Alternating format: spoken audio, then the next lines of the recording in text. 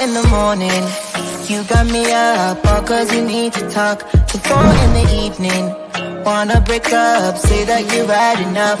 I'm tired of talking, again and again, argue about everything. You are my darling, this kiss and make up, I know you wanna touch. You call me every night, call me every day, I just wanna get you alone now. Trust me when I say, we gon' be okay, we just gotta boom bada boom ba. I don't wanna fight, you know that I'm right. Baby, let me talk to your body. We gon' be okay, hear me when I say.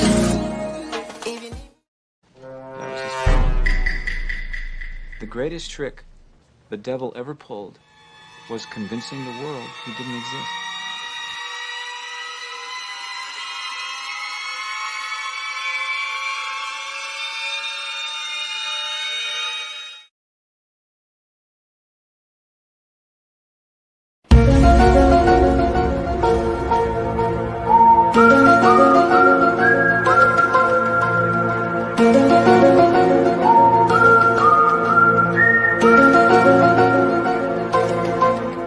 Can you provide a definition for the word woman? Can I provide a definition? No, Yeah. I can't.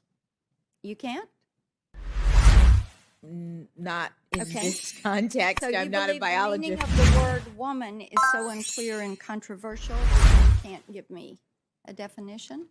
Senator, in my work as a judge, what I do is I address disputes. If there's a dispute about a definition, people make arguments, and I look at the law and I decide. So I'm not.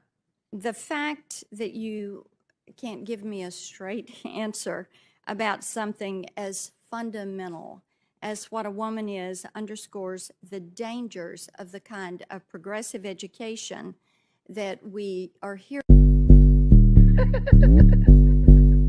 Yeah. Straight tracks, I think we got one. It's voting season, bruh. No voting, no loving. No voting, no touching. No voting, no nothing. No voting, no fucking, no voting, no fucking. No voting, no loving. No voting, no touching. No voting, no nothing. No voting, no fucking, no voting, no fucking. BLK app looking for some action. Swear the homie Scott was heading. Faces a 9, abs.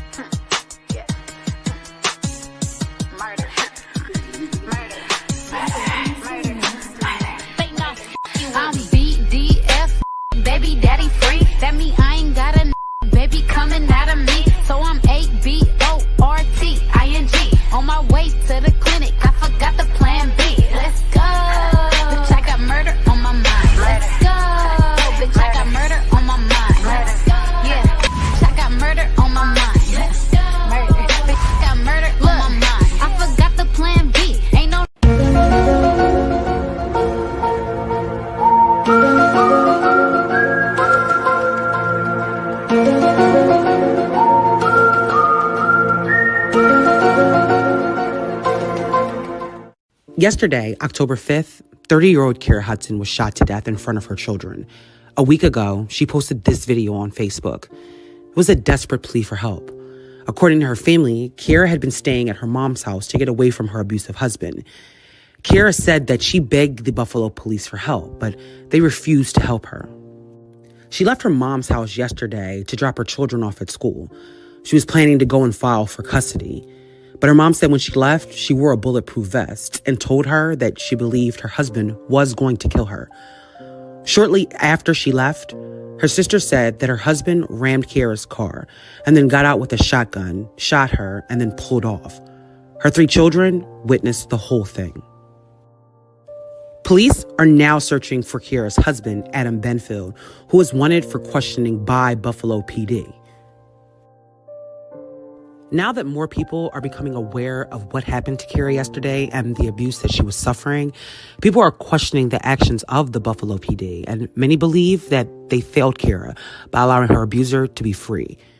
Kira left behind 3 children, and I haven't seen any information about a GoFundMe yet, but I'm sure this family will need the full support of the community. Domestic violence is real, and Black women are affected by it at an extremely high rate. My heart breaks for Kira's family, especially her children. I hope they get justice.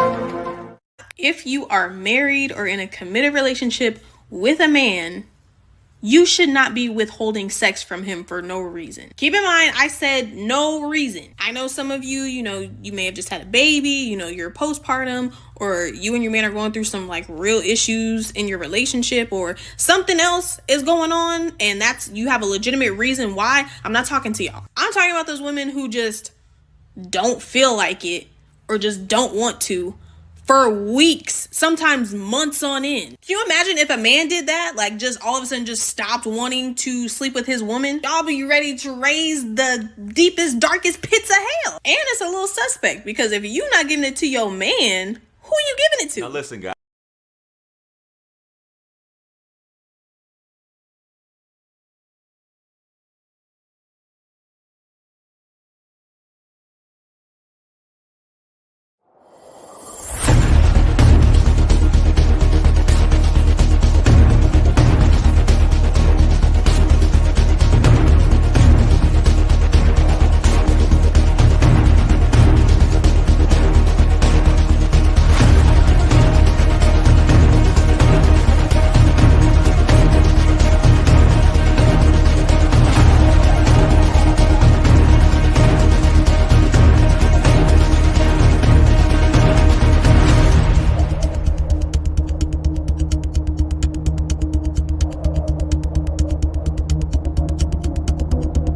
Pain. I've been there, locked up inside my head, broken from fear, illusions, disappointment, and hopelessness. Who heard me in my silence, where being a man means nothing? Despair. I've been there too, desperately seeking answers for the questions associated with manhood, hills and valleys, too bleak to compare.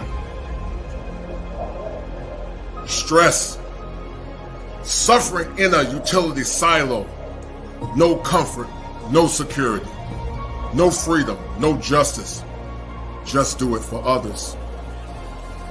Challenges, who will help me break the challenges? Lost in the vortex of darkness, hopelessness, fear, and abandonment. I've been there too. I've been there too.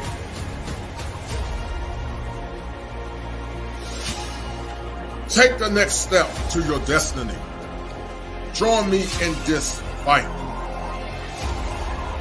Walk forward. Deep breaths. Head held high, men. Come join me, men, in the winds of time.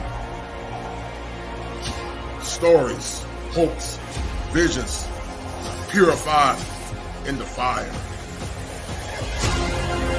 I'm not a superhero, and I'm not the Reverend Knight. I'm here to help you. Join me, men, in this fight.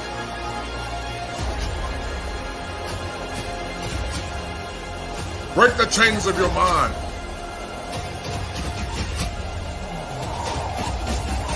Let's do it now. For now is all we have. Fire for your mind. The kosher clinician.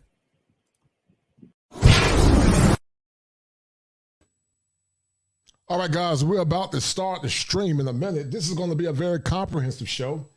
And if you guys like what I'm doing, get them likes up, guys. Get the likes up because this show is going to be very important. This show has been a show that I've been pushing back for the last 2 weeks because it's very time sensitive.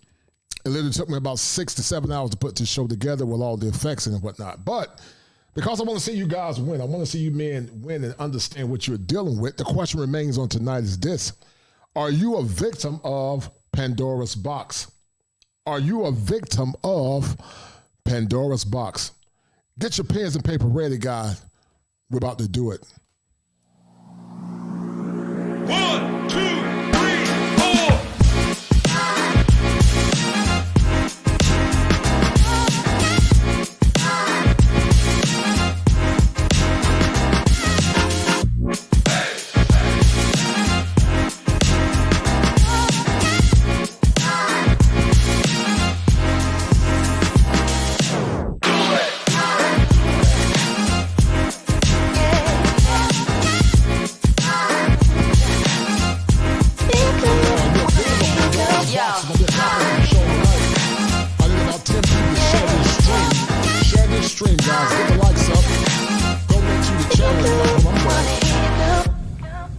It's going to be a very comprehensive show tonight, guys.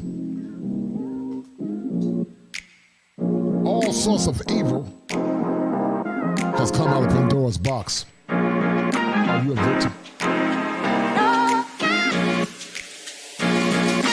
3, 2, 1, yeah!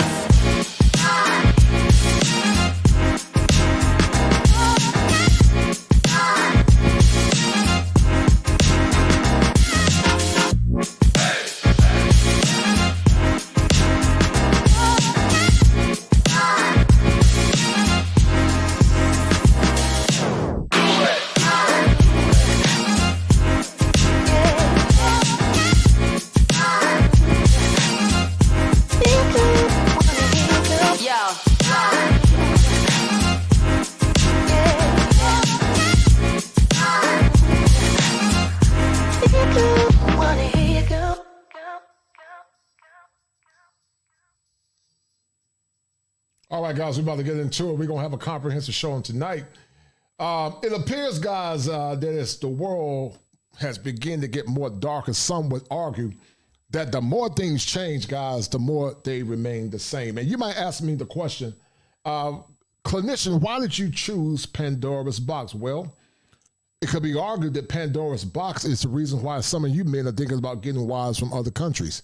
We're talking about the noble men, that is. We're not talking about dusty men. We're not talking about Raekwon and Man and Day. We're not talking about men that are derelicts, men that don't add anything to heteronormative masculinity, men that do not add anything to the community. I don't support men like that. I support the average guy, the blue collar guy, the white collar guys, the guys that put into work, the guys that are not causing chaos in the community. But Pandora's box was based on Greek mythology, and it appears that it has been opened, and some will argue Pandora's box is never going to be closed again. This is going to be a very comprehensive show. Like I said, guys, it took me about 7 hours to put this show together, 6 to 7 hours. With all the effects, the music, and the time, it took me a lot of time. So, guys, if you like what I'm doing, hit the like button. And also, guys, share the content. If I can get 5 people to share this stream, I want you to hit 1. Once you guys share the stream, at least 5 to 10 people, hit 1 for me, please. Because I want people to hear this show. This is a show that's going to be a blessing to a lot of the brothers and the good sisters that are listening. Now, my channel is dedicated to male empowerment. As a licensed professional therapist, my job is to help you see how the ills of the world has played a major impact, not only on your psyche, but also on your body, soul, mind, and spirit. Men that are victims of Pandora box remains shells of themselves. They're no longer the person they were because Pandora's box has caused them to be in a state of distress.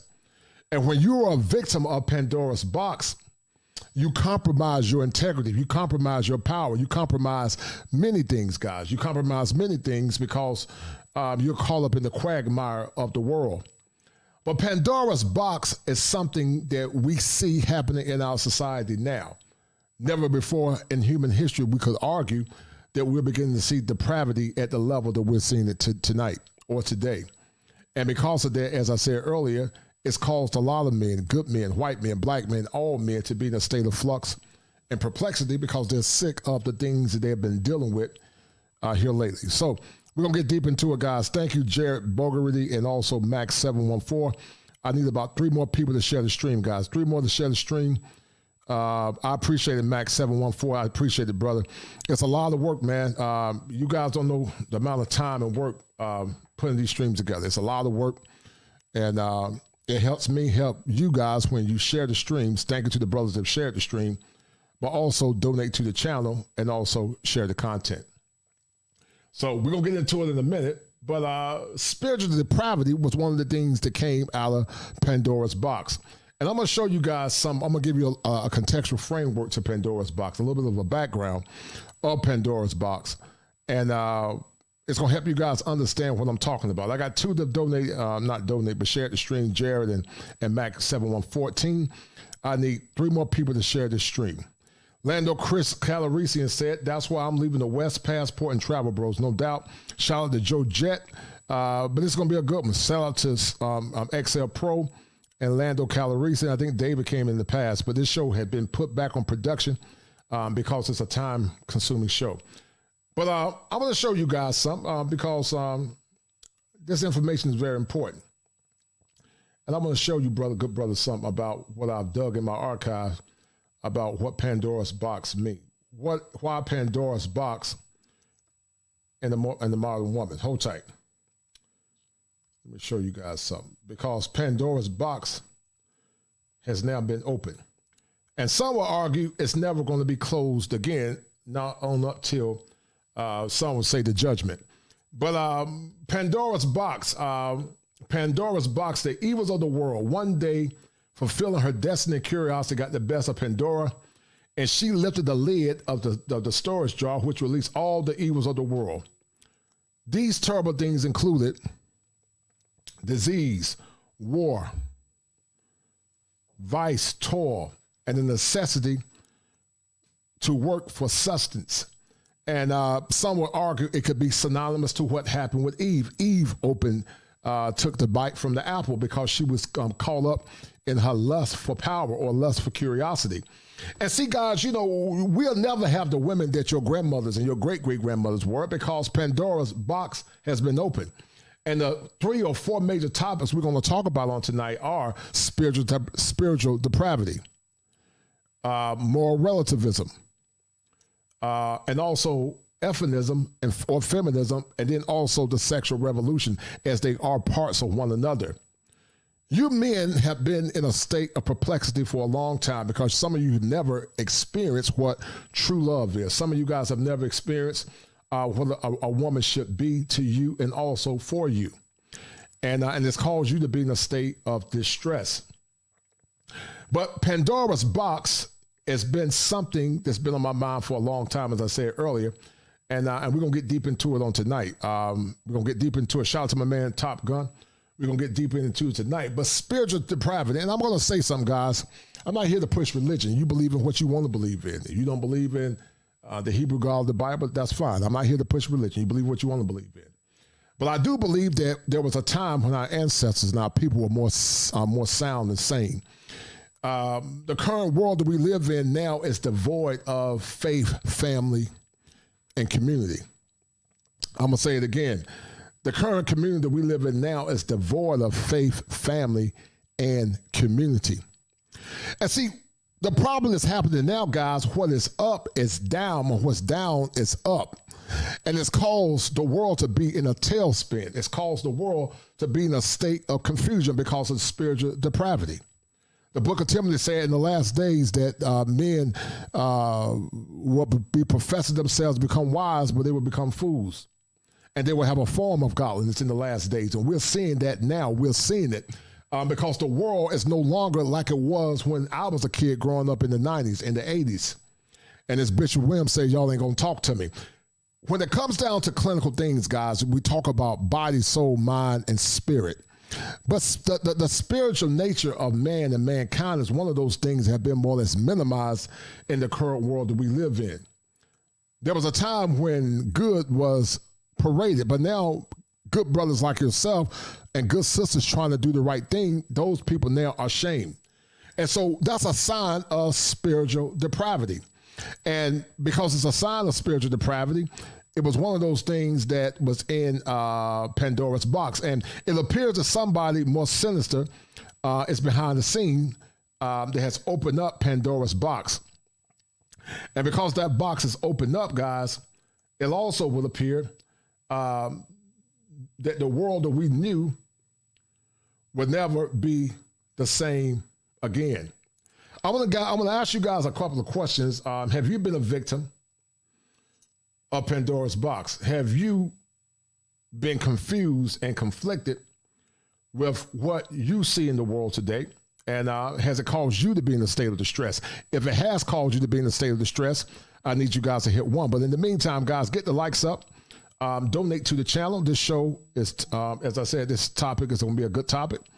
And like I said, guys, it's very time consuming. So if you like what I'm doing, please donate to the channel. Hold tight.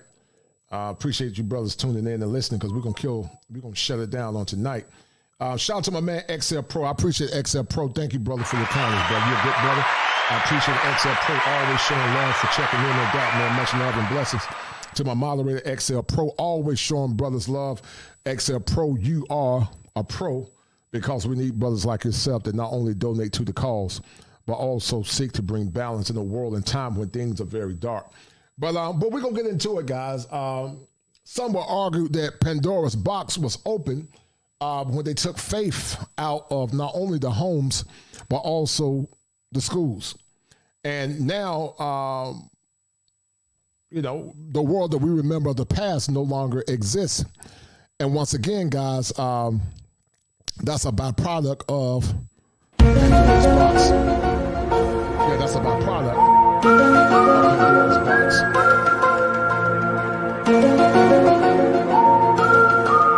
A serious byproduct of Pandora's box. And some of you guys are struggling now because you're dealing with the after effects. Some of you men haven't done anything wrong. You're saying to yourself, why am I suffering for the aftermath of Pandora's box? But now, because you've been victims of Pandora's box, sometimes you question yourself if you're the problem, because you've been convinced through the gaslighting, dealing with some of the women that you're dealing with, that you are the issue and that you are the problem. But I'm here to tell you on tonight and to also convince you that you are not the problem. Pandora's box is a greater symptom of a greater issue that we have here in society on today. And it appears to be getting worse. So another thing from Pandora's box that I will argue, guys, that caused a lot of distress is the prosperity gospel. The prosperity gospel played a role in the dissemination, also the frustration of a lot of men. Now, some will argue, guys, that black men need to pay if they want their needs taken care of. And in part, I agree with that. But when it comes down to the gospel, it's free. You shouldn't have to pay for the gospel. You should support it, but you should have to pay for it. You shouldn't have to pay for it. Now, if you're talking about politicians or other auxiliaries, that's something totally different. But the prosperity gospel, some of you men remember big prosperity guys like Kenneth Copeland and many others. I grew up in church like some of you brothers did. But I will argue that when, people start teaching and preaching the prosperity gospel, that it opened Pandora's box. And now it's so bad, guys, that when men do, or so bad now, guys, that men won't even go to church anymore because they don't see any benefit in religion.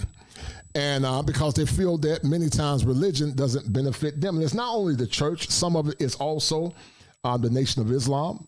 Some of it is some of these mosques. It's not just the church. It's a myriad of different things because men are looking for solutions and answers. And because Pandora's box is open, we will argue that so many pander to women and their needs instead of pandering or more or less catering to the needs of men and women so that we can build more stronger foundations of family and community. But Pandora's box has been open.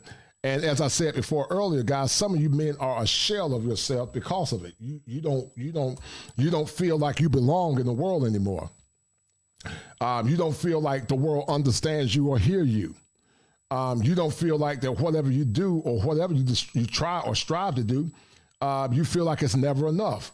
And so what it does, it causes you to question yourself and say, well, you know what, maybe I'm the problem. Maybe I'm the problem instead of examining the evidence and saying it's not you, but it's the world that we live in, because Pandora's box has been opened. And see, anytime you live in an ecosystem that's constantly negative and constantly impacting you in a financial, social, spiritual, or also or in a societal way, it does a lot of damage to the vibrations of your heart, mind, body, and spirit. Men are at their best when they are calibrated, to feel good about themselves and to put themselves in positions where they can get the best outcomes. But see, we live in a world now where, sadly, not all, but many of our women have not been conditioned to reflect your image and to pour back into you as a man, because, see, many think that they are better than you. And once again, guys, that's an aftermath of Pandora's box. But we're going to get into it, hold tight, because Pandora's box has been impacted. You don't need to be impacted by Pandora's box. You need to be empowered. Because, see, empowerment is the place that all men need to have in order to become the better versions of themselves. But the prosperity gospel, you get it from anywhere from, what's the guy's name? Creflo Dollar, Kenneth Copeland, Benny Hinn. Some would even argue T.D. Jakes. And when he was living, Bishop Eddie Long, they were all proponents of the prosperity gospel. And see, now that this box has been opened, it's caused a lot of distress and concern to the point that it's left a spiritual vacuum. But see, black folks were great guys in the past because faith was very important to us as people. But see, as I said earlier, because the church don't cater to men, and so many have been convinced and because the lack of spiritual connectivity, Pandora's box is open, never to be closed again. Some will argue until the master come back. Or the Muslims will call the Mahdi or the Mahdi. They call him the venerated one. That's the Muslims' type of Christ. But Pandora's box is open, and it's been argued that now men don't even go to church anymore, because men can see through the BS. And once again, I'm not here to denigrate the good churches that are trying to do the right thing. There's some good churches that don't get respect. There's some good churches that don't get adulation or anything. But Pandora's box has been opened, and once again, some will argue never to be closed again, because the world has gotten so dark. And there was a theologian one time, guys, that said that now, because the world is void of spirituality and it is void of truth. They said that one of the greatest tricks that the devil did was when he told the world that he didn't exist. And it looks something like this. The greatest trick the devil ever pulled was convincing the world he didn't exist.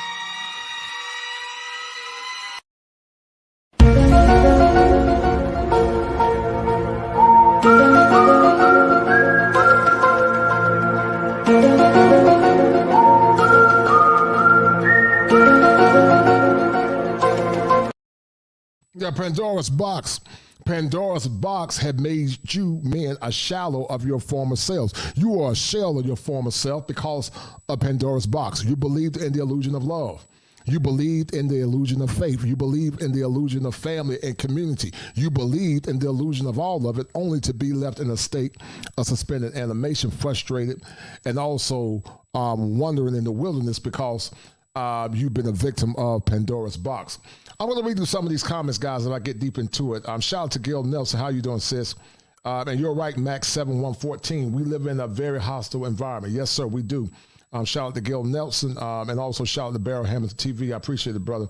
But we're going to get deep into it, guys. This is going to be a good show once again, guys. This show, once again, took me hours to put together.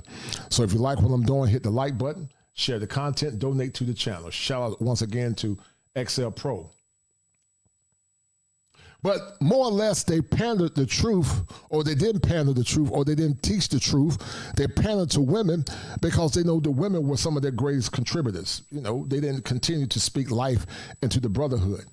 And because of that, men have left the church in high droves because they feel like that, once again, the church does not speak life into them. And when you're not speaking life into men, then it leaves a void because Pandora's box is open. They didn't embrace historical patriarchy. a patriarchy that speaks on the virtues of masculinity, but also speaks on the virtues of family, faith, and community. But look at what's happening now. Marriage rates are plummeting because Pandora's box has been opened. You know, fidelity and family and all of that is a thing of the past because Pandora's box has been opened. And some will say never to be opened back, closed again until the master come back. And these are the things that we're dealing with, guys. We're dealing with spiritual depravity in the world because folks are broken. And folks are saying they don't get their needs met. A lot of men are saying they don't get their needs met anymore. There was a time men could go to the churches for respite. They could go to the churches for consolation, but they don't get it anymore. And because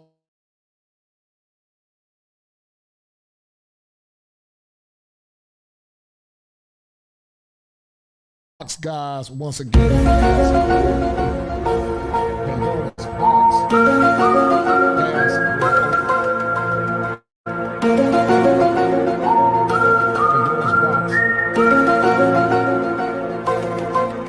has been open, and some will argue never to be closed again. If you guys have been a victim of Pandora's box, I want you guys to talk about it in the chat, and I'm going to read through some of it.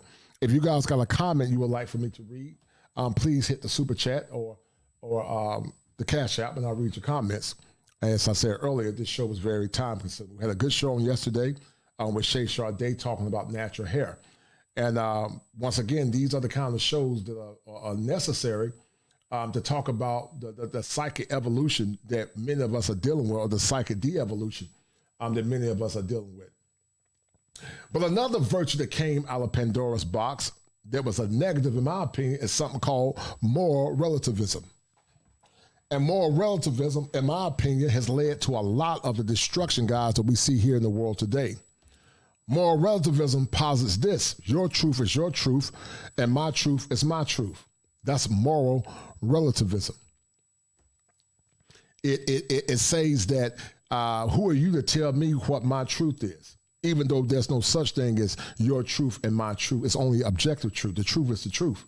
What goes up must goes down. Newton's law of thermodynamics says what goes up must come down. That's what Newton said. So I can't say that's your truth. Another thing, when it comes down to a car, can you imagine if a car has been identified as a car, but then a person come along and say that's your truth? It's not a car, it's an airplane. And so moral relativism is one of those things that came out of Pandora's box.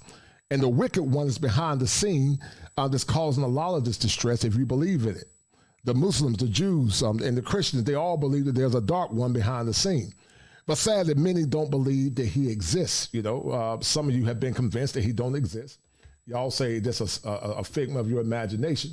But when you see all the darkness coming out of Pandora's box, and that will make you wonder, is that malevolent being really real? And we're going to get deeper into it once again. But moral relativism, your truth is your truth, and also the lack of accountability. It could be argued, guys, that, you know, men are always held under scrutiny. It could be argued that men are always held accountable for their misgivings, good behavior, bad behavior, whatever. We're held accountable. But then it could also be argued that many times women of the West are not held accountable for their bad behavior. And because they're not held accountable, it causes a lot of folks to be in distress and a lot of men frustrated because they're saying that, you know, what's the use of doing good when there's no accountability to those said women that are doing bad behavior? But the lack of accountability has played a role into Pandora's box. It's led to thinking errors. It's led to mental illness, to say the least. It's led to a bevy of things, guys, because we're not accountable. You can't change behavior where there is no accountability. You can't change behavior when you live in a world where we tend to tell our women that everything they do is good.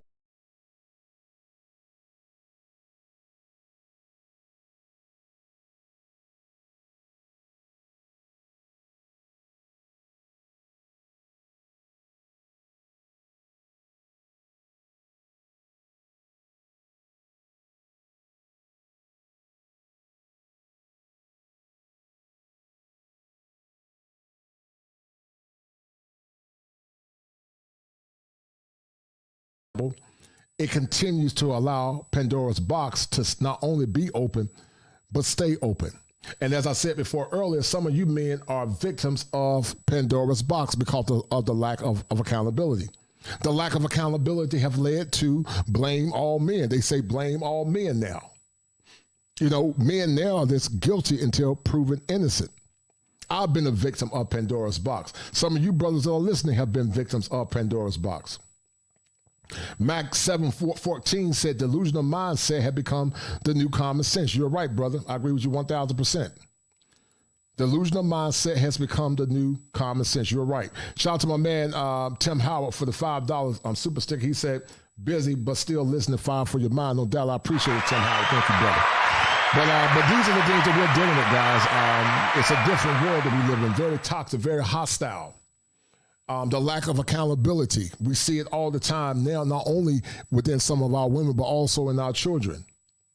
We blame the people that we should lift up, and we lift up the people that we should blame, which in essence shows you that Pandora's box is open. And some will argue once again that because Pandora's box is open, it's led to all sorts of things. The next thing that came out of Pandora's box, guys, some will argue, is the rise of narcissism. Narcissism has risen out of Pandora's box, to say the least. And because of that, now with the internet and the culture that we live in, so many look at the internet as a way, or social media as a way to make them feel good about themselves. But then on the flip side, some will say Facebook is fake, or Facebook or Facebook is not real, and some are just more or less perpetuating something that does not exist. But Pandora's box is still causing a lot of people to be in a state of distress. It's causing a lot of men and women, the good men and women, to question themselves as it relates to what's right and what's wrong. And the rise of entitlement now has created a group of people, a group of young people that don't feel that hard work and work ethic is important. The only thing they feel is important is them, they, me, myself, and I. They don't care about you. They don't care about your hard work. They don't care about the work that you put in. You see it to some of the single men that are dating. Some of you have dealt with narcissistic traits and narcissistic women to the point that you question yourself because of their manipulation and gaslighting. And they're trying to make you feel bad because you're not feeding the narcissistic supply that they're looking for. One could argue that the reason why some are mad that men are leaving is because their supply man is gone. The supply man feeds their narcissism. They don't want you. They don't like you. They don't even love you. But they want somebody to feed that narcissistic tendency or that narcissistic supply. And we're going to get deep into it because moral relativism has caused a lot of distress in the world. We can also argue that the alphabet community has opened up Pandora's box to the point they've used and hijacked the struggles of black people for their own benefit. There are men like, for example, Michael Sands. Michael Sands was the NFL guy that came out, and he was part of Alphabet. But one could also argue that when Michael Sands came out, the white Alphabet community did not support him. He was basically left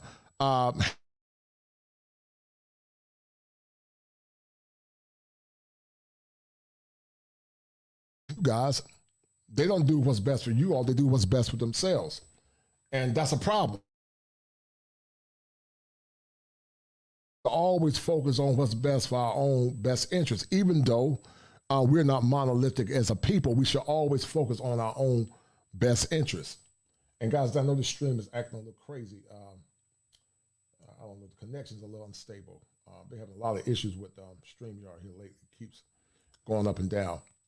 Shout out to Smurfette Red Lipstick Value. How you doing, sis? I appreciate it, sis.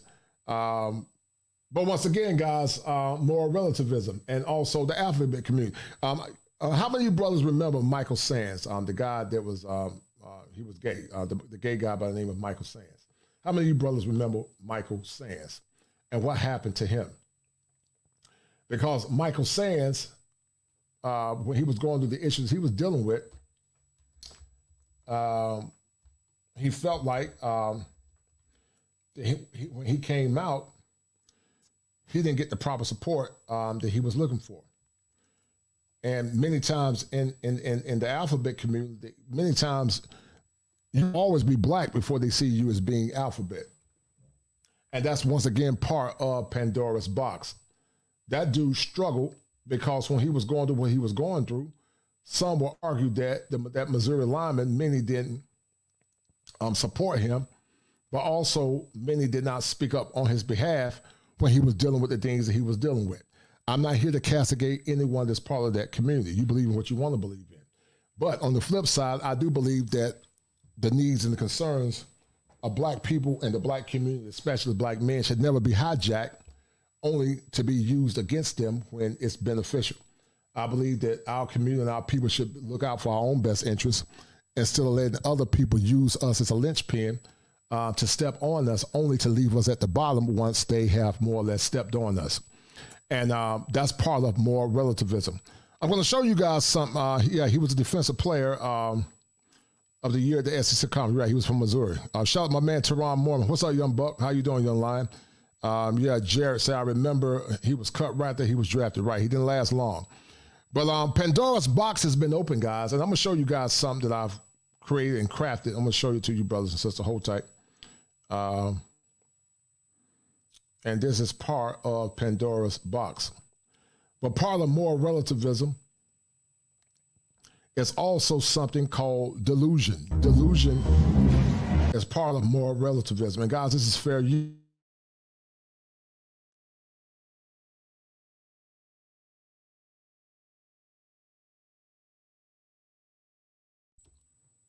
But we're going to get deep into it. This thing keeps dropping, man. I don't know what's going on.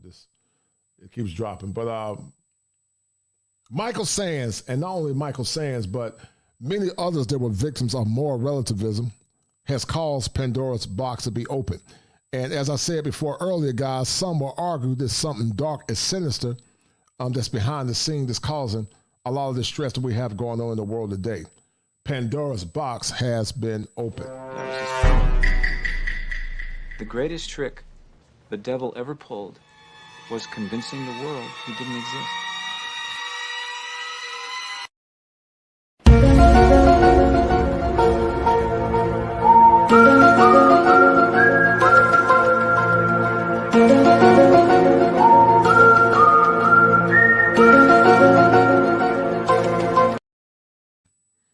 And not only that, guys, that came out of Pandora's box.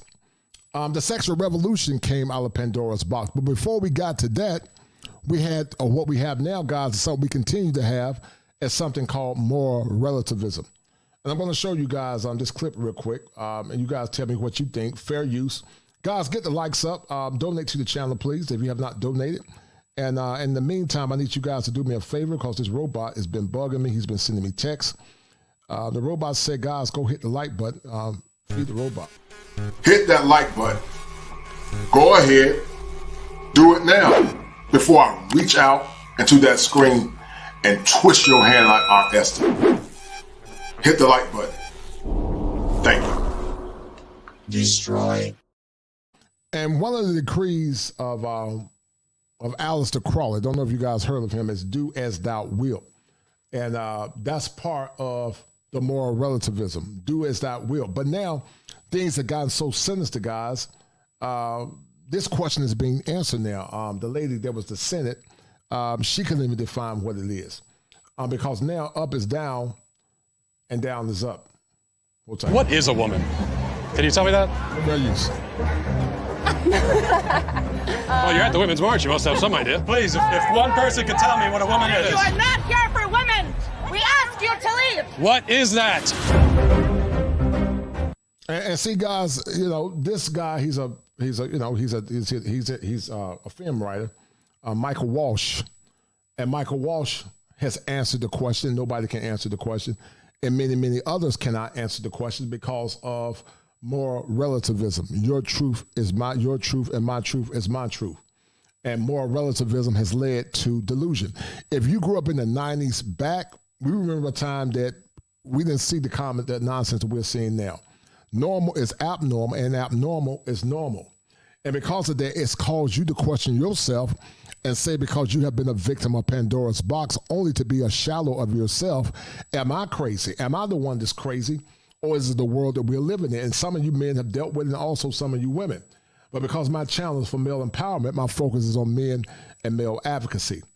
But once again, guys, get the likes up, donate to the channel if you have not donated, because these shows are very time consuming.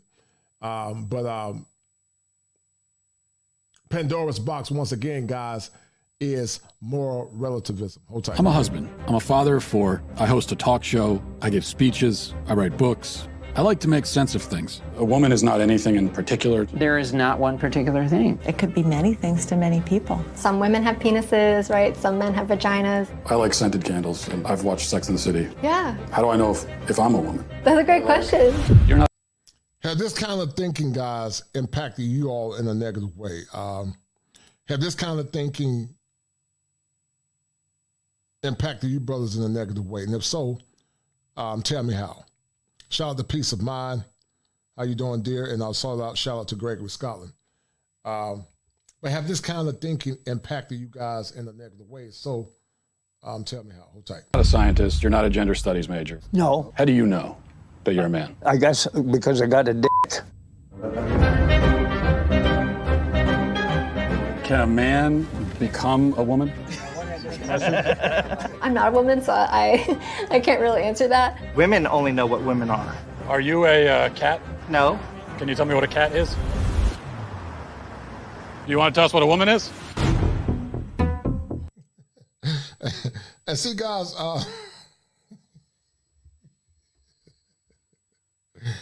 this is what happens when people are dealing with a condition called egocentria. It goes against their delusion. And see, a person is dealing with egocentria, they'll look in the mirror and they'll think that they're a cat, and or they think they're something else. And when you try to challenge their delusion, they'll be in the mirror doing this.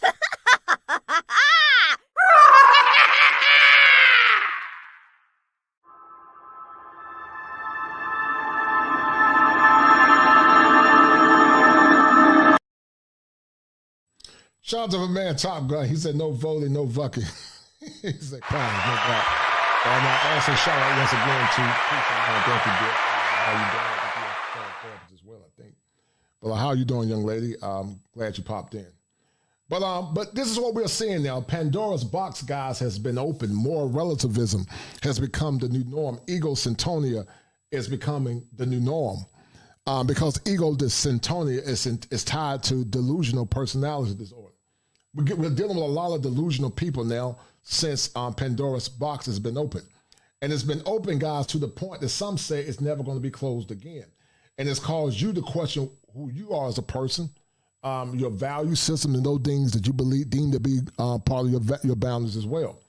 And we're going to get deep into it, guys, because these are some of the issues that we're dealing with. Hold tight. I'm a biological woman that medically transitioned to appear like a male. I will never be a man. And so they go on the internet and they're told that all of their problems will be solved if they become a man. So you worry that there could be a sort of social contagion element of this? A teeny tiny bit, maybe. It got me at 42. Your child doesn't have a chance. And you're affirming it with hormones that have never been used in this way. Puberty blockers, which are completely reversible. Completely reversible. One of the drugs used is Lupron, right? Which has actually been used to chemically castrate sex offenders. You know what? I'm not sure that we should continue with this interview. So you don't want to talk about the drugs that you give to kids, or? How can they be removing the healthy breasts of 15-year-old girls? There are masculine girls. There are feminine boys. What are we going to do about that? Carve them up? How can this whole thing be happening, Matt? I wanted us to have a safe place to be able to talk about this. Part of me wants to ask why you care so much. I care about the truth. I care about children. I care about the women who are having their opportunities stolen from them. Is it transphobic to tell the truth? The interview's over. Let's turn off the cameras. Excuse me. They're fair. I just wanted to know, what is a woman? And you're not going to find out. Based on what I'm saying, would you ever want to move to America? They say no. And see, guys, this is what's happened to America. America is backwards. Many Western countries are backwards. And everybody else realizes that there are issues in the world that need to be addressed. But we minimize it, guys, because once again, Pandora's box has been opened, never to be closed again. Pandora's box has been opened.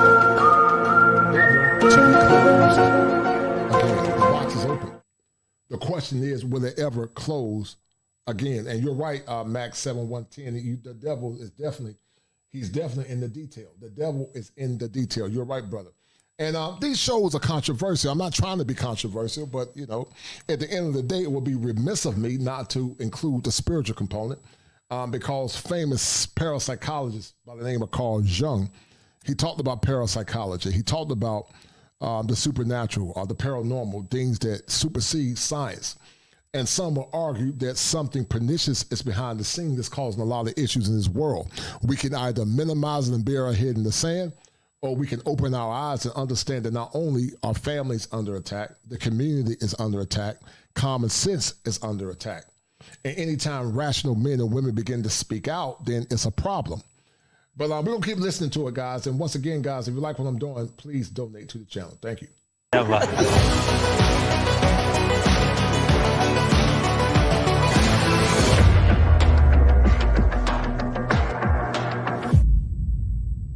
hope you enjoyed it a little bit. We'll see when it comes out. Strong. And that's all, guys, once again, part of moral relativism. That's all part of moral relativism. Your truth is your truth. My truth is my truth. It's a philosophical error, to say the least, because what it does, it minimizes objective truth. But keep listening. Independent black woman. This is the new. And guys, I want to share what this brother's saying. He's from Africa. Shout out to Phil Scott King. I got this from his channel. I was looking at it. And some will argue that the sexual revolution is playing a major role in a lot of our dysfunction. Some of these good sisters are looking for husbands. You guys are looking for husbands. But see, the sexual revolution told our women that they can do what men do. And listen, you got a right to do what you want to do. But I do know this, that masculine men, when they decide to get wives, they take that very important. But now, because Pandora's box has been opened, many men are fleeing, white men and all men. You guys gonna see as I get deeper into the show, many are fleeing from the West because masculine men want traditional women. A man can love a woman. It's good to be a woman. If you're an educated woman, then that's fine. There's nothing wrong with that. There's nothing wrong with an educated sister. I ain't got no problems with it. But on the flip side, masculine men like women that don't push that, but push their femininity. Your degrees come on the back end. It's not the first thing that men look at. Men look at your femininity as a woman first. How can you add to the mission of masculinity? How can you add to the family? How can we come together to build and have children, have community, and have faith as a centerpiece for our evolution? But now we don't have what we had in the past, guys. We don't have it like we had it in the past. And because Pandora's box is open, a lot of folks feel like, especially the men, what's the use? Shout out to my man, Israel Davella. He said that Pandora's box is open. The wise should seek getting passports and find a refuge elsewhere. Yeah, I totally agree for a lot of the brothers, man. And the passport movement, guys, is growing so big and fast now. That a lot of men are looking for wives abroad, and many guys are saying this. I'm tired of America, so I'm hitting Richie on the net. I got the tickets, that's a bet. We need to link, my brother set it up. Damn, I didn't had enough. Ooh, I won't lie. Can I get a little shake with them fries? My skin tone is matching your eyes. Black men, we like them thighs. And baby, she can do it all. Your land is my land. Cut through. Shout out to my man D Mays for that $5 super sticker. I appreciate the show and love. Thank you, D Mays. Thank you, brother. And Gregory Scotland said, hey, okay. And then also, once again, shout out to Peace of Mind. But we're going to get right back into it, guys, because Pandora's box has been opened. And this brother is talking about some of the issues. I got this from Phil Scott's show that we see now in our community. Hold tight. Weapon of mass destruction against the black family or in the African community. This is more successful. This weapon, this virus has been more epidemic in the Americas.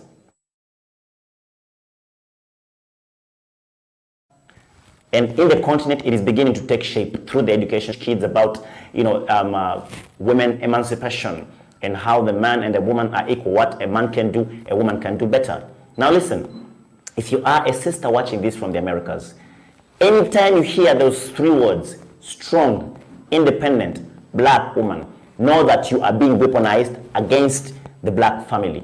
I'm telling you, because the family is the most... And see, what guys on people don't understand is this. It's nothing wrong with being, because the word independent and self-sufficient base is the same thing. The word independent carries a very strong connotation. It's one thing to say I'm going to be soft and self-sufficient until I get my husband. But once I get my husband, I'm going to be self-sufficient and interdependent with my man.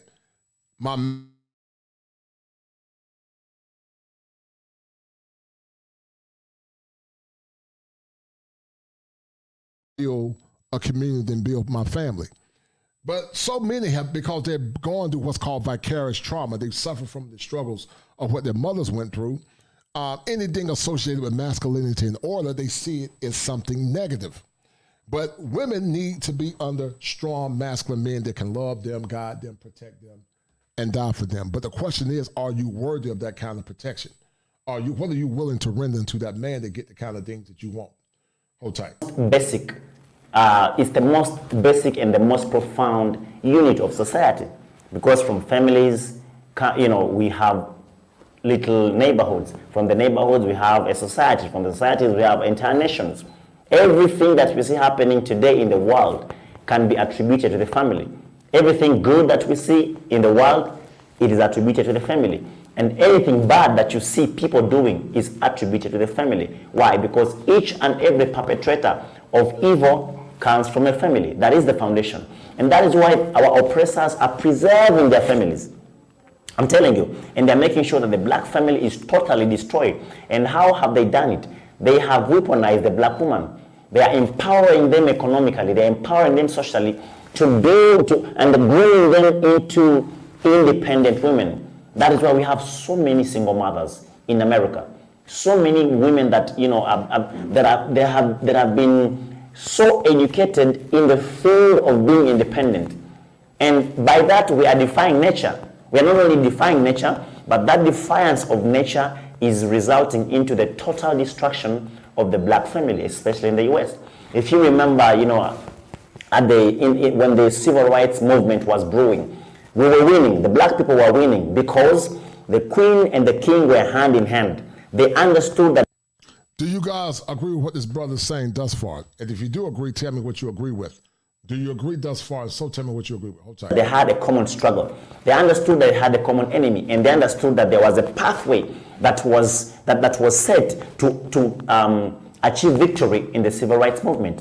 When they realized that the king, the black king and the black queen were hand in hand, they came up with the emancipation, women equality. Then they introduced Caucasian women into the struggle, and they subconsciously and somehow, forcefully caused them to, pull them away, pull the black women away from the men. When the black woman got disconnected or detached from the black men, then the civil rights movement lost its oxygen. So this is to say that do not be proud. So one could argue, were we better when we were not integrated? The integration caused a lot of distress on what was a very strong and solid foundation and a very strong and solid union. That's a question that is pondering, and you guys can talk about it in a minute. Hold tight. When you're called strong, black, independent woman, no. It is a weapon, and you are being weaponized against black family. And we know that without family, society is going to be wrecked.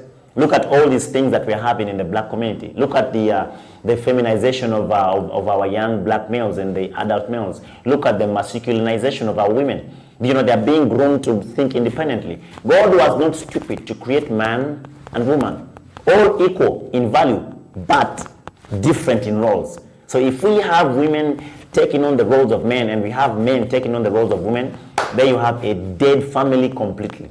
So I say this, woman, you are the glory of your man, and the man, you are the glory of your woman. All this, this violence that we see is by design, because they know that they know what can happen once the black family is intact. And that is why you see they make sure that black kids grow up without a father figure in the home.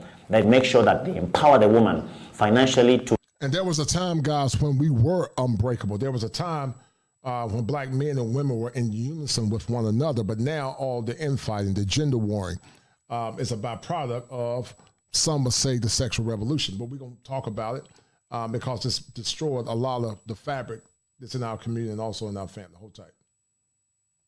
To live independent with the black men. And now the men feel that they are disempowered because no one can, because naturally we are the men and naturally built to provide for the family, and that's how we get our respect. That's how we get our worth. That's how we get our purpose, knowing that, you have your woman, you have your wife, and you have your kids, and you're providing for them. So if a man is unable to do that, he loses his sense of value. He loses his sense of worth. And now when they realize that, the family is the most profound tool, that is why they make sure that, in the so-called white families, the father and mother are intact. They make sure that the kids grow up, with the warmth of the father and mother. And they make sure that in the black community, it is the exact opposite. So my sister that is watching this, run away from anyone and anything that tells you that being strong, independent, and a black woman in the Americas it's a... Shout out to my friend, sister said that my sisters and cousins, everyone was encouraged to go to college and all to the military. That disrupted the family system because everyone is in different states, which means limited support systems. No doubt, sis. I agree with you. We're going to talk about it at some point. Feel free to come on and share your insight as well. Thank you, Tim, for hitting the like button. But you're right. But keep listening, guys. Title to be proud of. It is not. It is a virus that you're being infected with to destroy your own people, to put down the black men, to destroy the kids.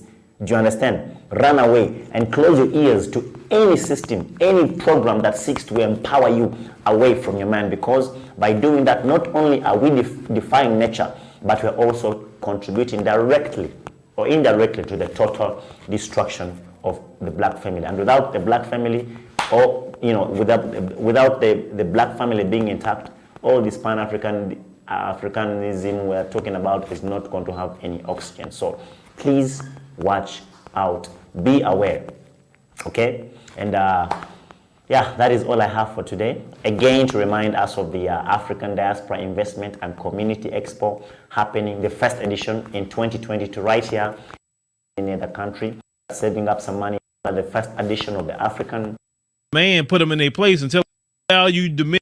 Work out very well. All right, guys.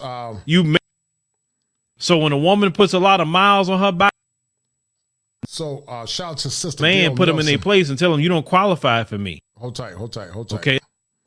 Being promiscuous. Shout out to Sister the Gail first Nelson. edition of the African. And Gail Nelson was correct. See, I keep telling women, you can do what you want to do. The sexual revolution told you I can do what I want to do. The sexual revolution devalued the divine feminine. And now you got entitled women that have been with a lot of men. I mean, we understand people are human, but some of these chicks been with 40, 50, 100 men. But they're coming to a relationship saying, I deserve a good man, but you don't. Because see, men determine if you are his prize. We determine if you're worthy of marriage. And Sister Gail Nelson is going to break it down here, and she talks about femininity, hold tight, and also Pandora's box and the sexual revolution, hold tight. Diaspora Investment and Community Expo.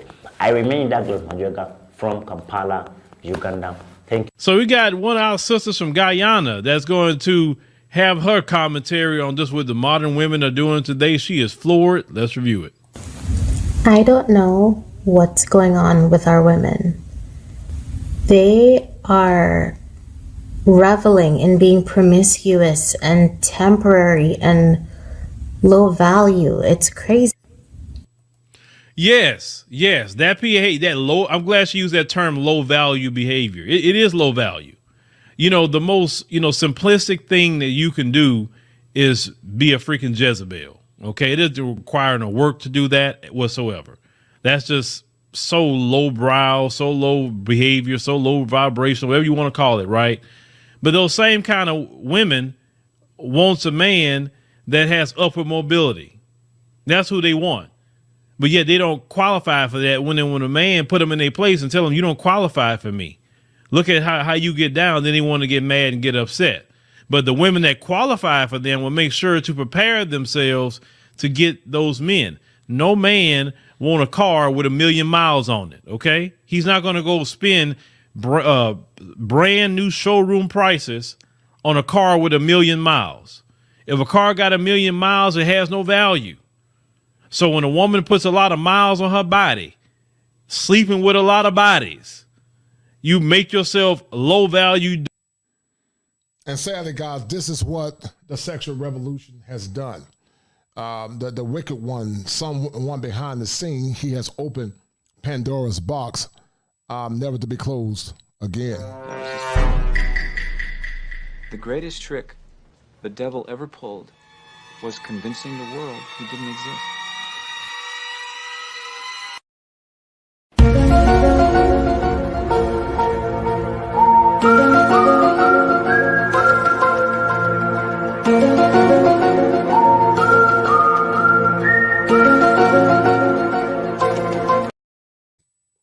Yeah, the devaluation of the divine feminine, the devaluation of the beauty of your body, the sanctity of your body. And now, men don't value sex as much as they used to years ago, and that's why I believe a lot of relationships don't last, because, see, you can't pair bond if you've been with a lot of men. It's hard to pair bond if you've been with 100, 200, 300 men. How are you going to pair bond with a man? What are you giving that man in return if you've given your virtue away to so many for free? And that's what the sexual revolution have done for many of our women. It's told our women that they can do what men can do, and you can do what men can do, but it's not the same. And you devalue yourself instead of aggrandizing yourself for your future husband, because men are not wired to accept that. Also, it's led to the lack of moral consecration. When you consecrate your body for your husband, that makes that man feel proud on his wedding day, because he said now he getting something of value, a woman that can be cooperative, a woman that can honor him and respect him. But when he go out in the town, he ain't got to be worried about guys laughing and sniffing at him, because he's taking, different men can say, I've been with your woman. And men by nature, we just don't like that. But, the penetration principle is real. Most women can't have the thought of being with a man that's been penetrated. Most women can't handle that, and rightfully so, and I understand. But on the flip side, men struggle with women that have been penetrated by a bunch of men. We know people are human, but, you got 50 to 100 bodies or whatever, whatever the number, whatever the man decides, that's a problem for a lot of men, and it greatly decreases your chance of getting a quality man. And see, Pandora's box guys have tried to shame men for having standards. When my mom got married, my mom was a virgin. My grandmother was too. My mom and dad had been married for years. And that was just this gold card. That was the gold standard back then. It was just normal. It wasn't a big deal. Women just were virgins, so they had very, very low bodies. Their bodies were very low. And if you notice back then, relationships lasted longer. But see, when you've been with, 30 to 40 to 100 men, when you get married, what's special? Ain't nothing special about the marriage. You get bored quick because you had so much fun. You had too much fun. I'm not saying men should be out here doing it as well, but on the flip side, sex does not impact men and women the same. It doesn't. And that's what folks don't get or understand, sadly, because Pandora's box has been opened and sexual revolution told women they can do what men can do. And you can do it, but it's going to come with a consequence. Hold tight.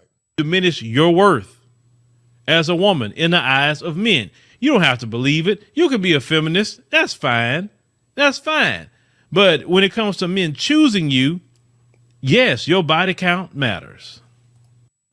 The biggest difference between most Western women and most foreign women is that Western women were raised to ask, how can you? How can he? And most foreign women I were wrote a raised to piece ask, yesterday about the sexual So revolution. you want a top earner Kind of a to follow-up accept 50 a years later. divorcee with 3 Check it in. kids. I mean, how did that work out? He How'd gets all no that go? children from you. And all he Didn't work out gets very well, is it turns part of And your I free was time prompted to write for about this 100% because of the his story out of monogamy. California, Does that where sound like a STD fair rates deal? And that's what's happening now, guys. Some want something for nothing. They want something for nothing. And you're right, Red Lipstick. You're right. Gregory Scotland said, under the black man, the community makes great strides. Towns being built, civil rights, black banks, insurance companies, education. Yes, sir. Red Lipstick, you're right. You said we are the receivers. Yes, you're right there. You're right, sister. Under the black family, female leadership, the community went into decline. I could agree with that. And you're right, Sister Peace of Mind. They call it being a free spirit, right? They got a lot of free spirits. They got a lot of spirits. They got the spirits of Raekwon, Day, and Man, and Shermite floating in them. That's why it's hard for them to be solid in relationships. Red Lipstick said, more bodies, more spirits. You're right, sis. I agree with you 1,000%. And he says, some want to integrate the black manosphere. We must be cautious. Don't be to the understanding. I totally agree. Hold tight. At record highs among young adults, according to a new report. Fucking sane. And the STD epidemic is very serious across the nation. No. So this story was pretty. Buy familiar a at this dog point. and die alone, because you keep talking about someone, and we already established we weren't going to do that. But see, that's your ego. So what do you suggest the women in the West do if everyone's advice is for men in the West to look elsewhere for a wife? What happens to all the women in the West then? Well, that one study we referenced was said by 2030 or something, 50% of the women will be without a man. So that's the direction we're headed. Because, and see, guys, this is not only something that's impacted black men, it's impacting white men as well. White men feel the same way. White men are walking away. White men are beginning to walk out as well, because this is a Western issue. This is a modern woman issue. It supersedes race. White men are saying the same thing. They're frustrated. They're frustrated with the distress. They're frustrated with the lack of traditionalism, and a lot of Western men are saying, "I'm going to get me a foreign bride and a foreign wife that's going to be traditional." And we understand that foreign women are not perfect. We know the foreign women got issues too. We know that women are going to be women wherever you go. We know that women can have game, but foreign women have been raised and conditioned to be wives, and that's a succinct difference. With the understanding that they got issues too, they're not perfect, but that's a succinct difference between what some say about foreign women and women from other countries. Yeah. It was another video playing in the background. I apologize for that, guys. Somehow in the editing, I got them crossed up. But I apologize. Maybe I can go back and change it. But you're right, brother. Hold tight. I apologize for that.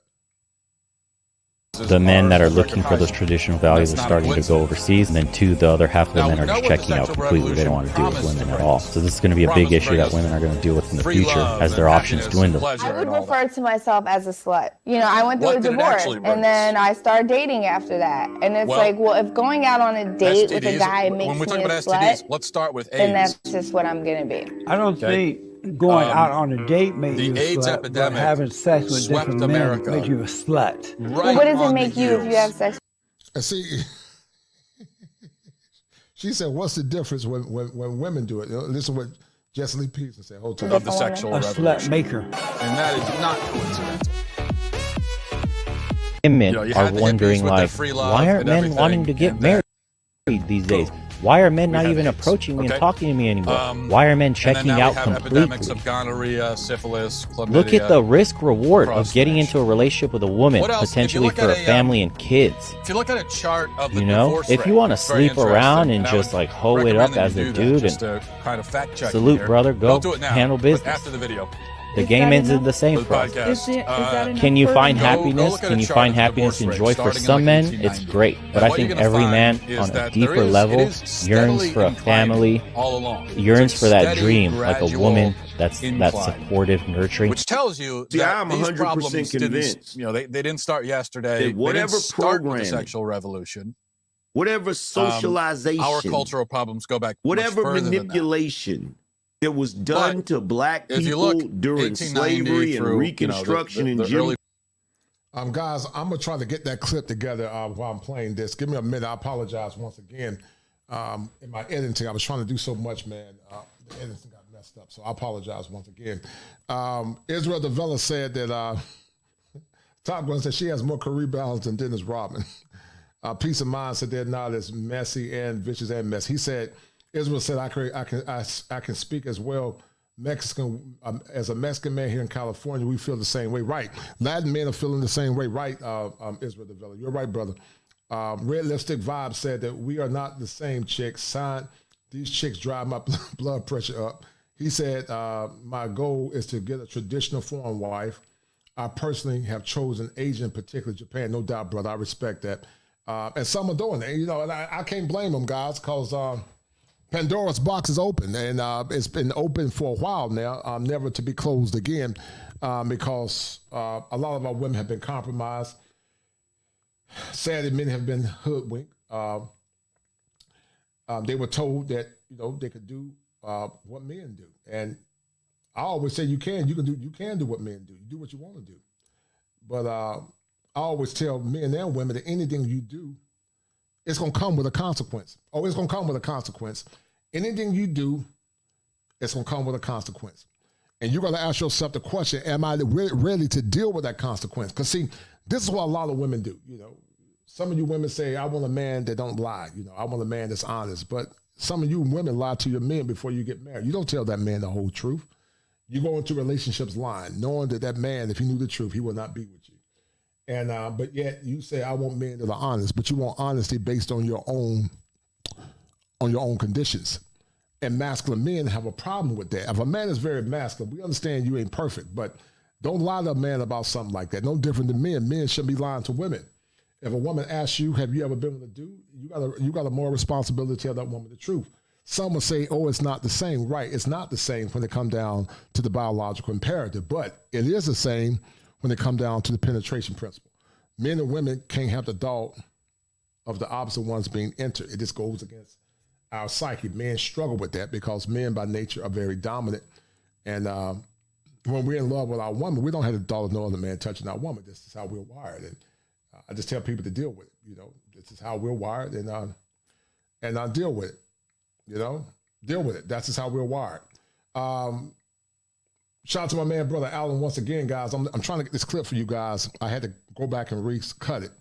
But guys, do me a favor, share this stream. I got 3 people to share the stream. This show is taking a lot of time. I didn't realize it was going to take so much time, but I want to make sure I gave you guys a quality show.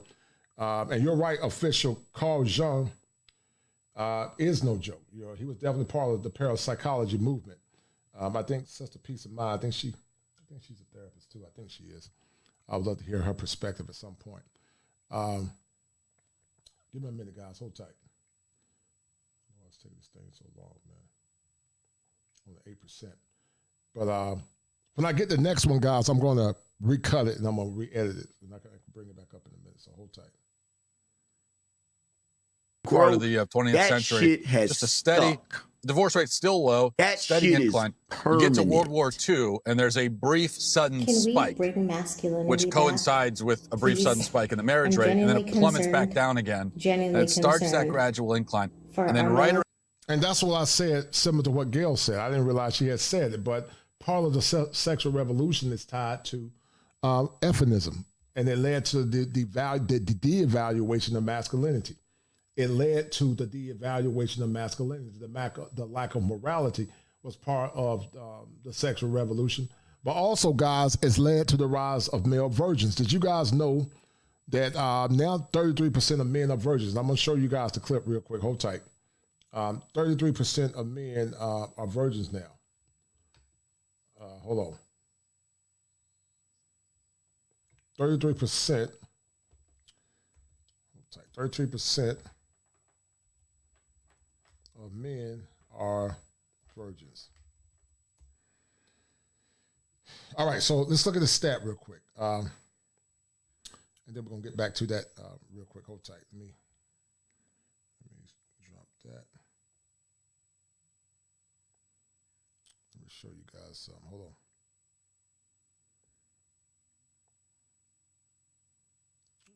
Okay, here we go. All right.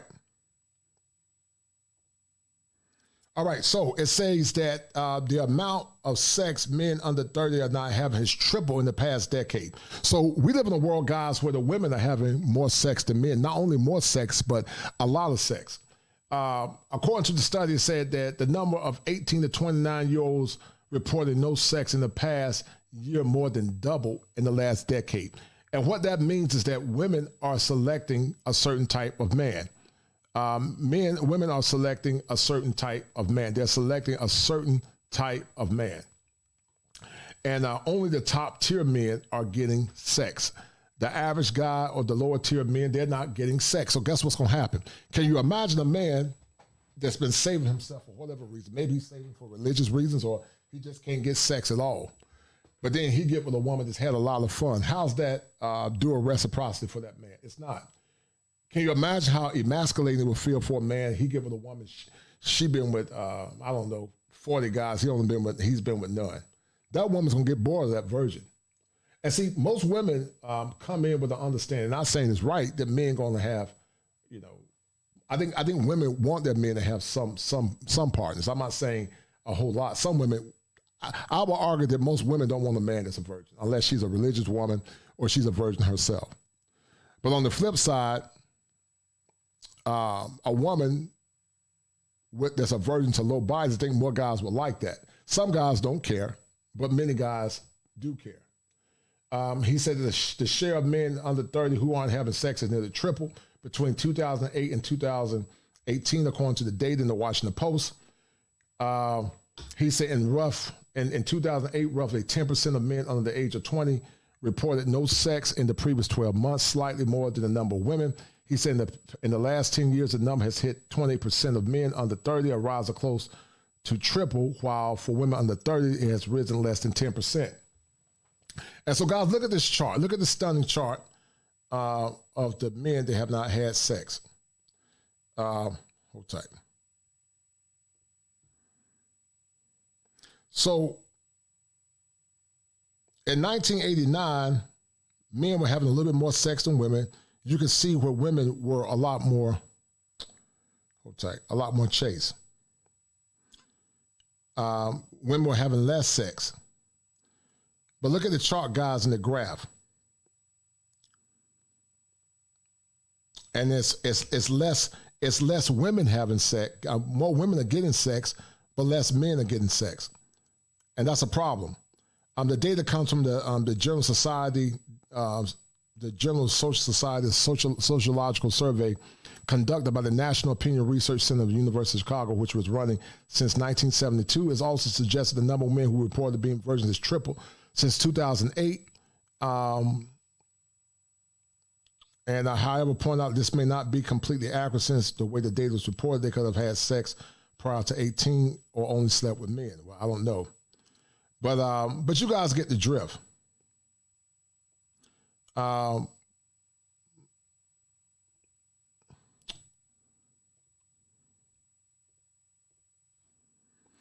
Final data points say the share of young men reporting no female partners since they turned 18, a rough proximity for virgins more than triple since 2008. And once again, guys, y'all are beginning to see it for what it is. So for those men that are virgins, then the question could be argued, what are we giving those young men? For the young men that have waited, the young men that are trying to get a wife, but then they get with a chick that's been with, had a lot of men, because of the sexual revolution. How's that going to benefit a man if he was raised traditional? And I would argue it don't benefit a man.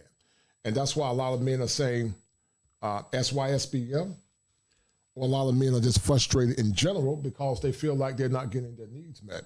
And they're not getting the kind of conditioning that they need. Also, the sexual revolution, guys, have led to the rise of fatherless homes. A lot of kids now are in fatherless homes. A lot of children are dealing with fatherless situations where they don't have fathers anymore. And that's a problem. You cannot build a strong nuclear family without fathers. Some of you men that are listening grew up in families where you didn't have fathers, You can't build a strong family without fathers. You can't have a strong foundation without fathers. And that's a serious problem if you want to build a stronger community. There was a time in the Black community that we didn't have the issues that we're having now. We were more intact. Self-delusion was not as high. It was never on the rise. But it's a lot worse now. I'm going to play the clip, guys, that I played earlier. I'm going to replay this clip. And like I said, guys, this has led to Pandora's box. Hold on, I'm going to replay this clip. Hold on. The greatest trick the devil ever pulled was convincing the world he didn't exist.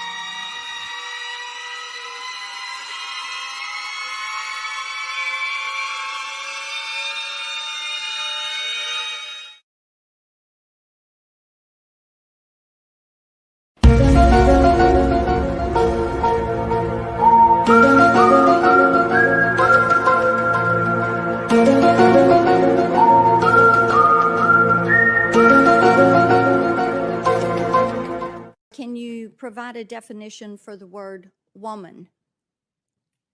Can I provide a definition? No, Yeah, I can't. you can't?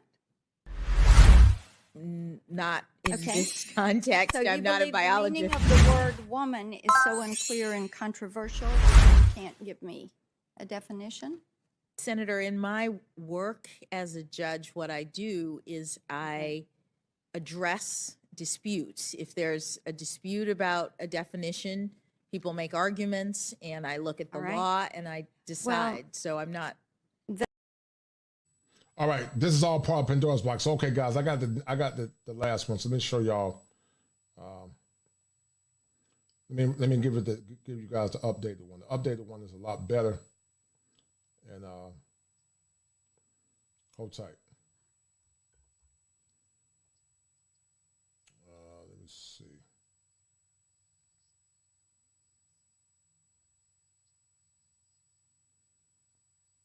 I think that's, let me see, C4. All right, maybe that's it.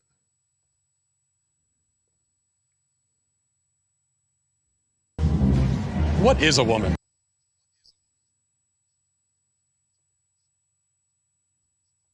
You make yourself has stuck. Every man on a deeper level. All right, guys, I got the. Women are wondering, like, why aren't men wanting to get married these days? Why are men not even approaching me and talking to me anymore? Why are men checking out completely? Look at the risk reward of getting into a relationship with a woman, potentially for a family and kids. You know, if you want to sleep around and just like hoe it up as a dude, and salute, brother, go handle business.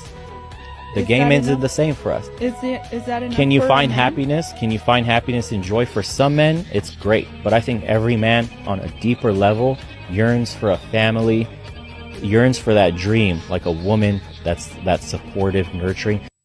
See, I am 100% convinced that whatever programming, whatever socialization, Shout out to the angry man, whatever manipulation that was done to black people during slavery and Reconstruction and Jim Crow, that shit has stuck. That shit is permanent. Can we bring masculinity back? Please. I'm genuinely concerned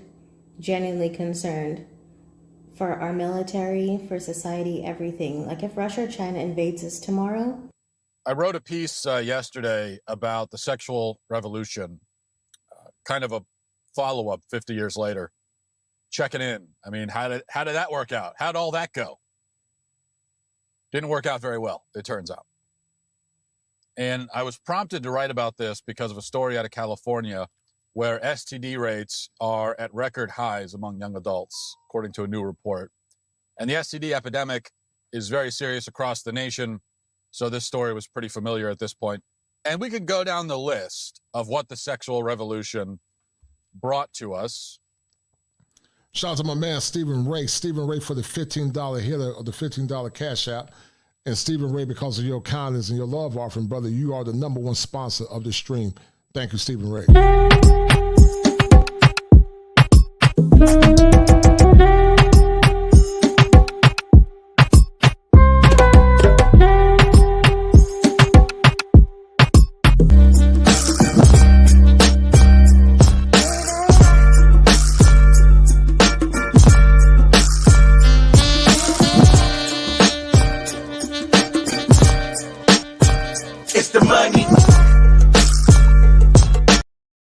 All right, so we're gonna finish playing it, guys, and it's Matt Walsh has been controversial for a lot, but what he's saying is the truth. So keep listening. STDs, that's just one part of the problem. And I don't say that the sexual revolution created or invented STDs. You had them beforehand. But we are seeing STD epidemics, and certain diseases are at record highs now. And that's not a coincidence. Now, we know what the sexual revolution promised to bring us. Promised to bring us free love and happiness and pleasure and all that. What did it actually bring us? Well, STDs, when we talk about STDs, let's start with. And he's right. What did it really bring us? And I will argue that it brought us a lot of shame and guilt. It brought us debauchery. It brought us brokenness. It brought us with children. Over 85% of children now are being born in single-parent homes. Children now are being born in single-parent homes now. So because Pandora's box has been opened.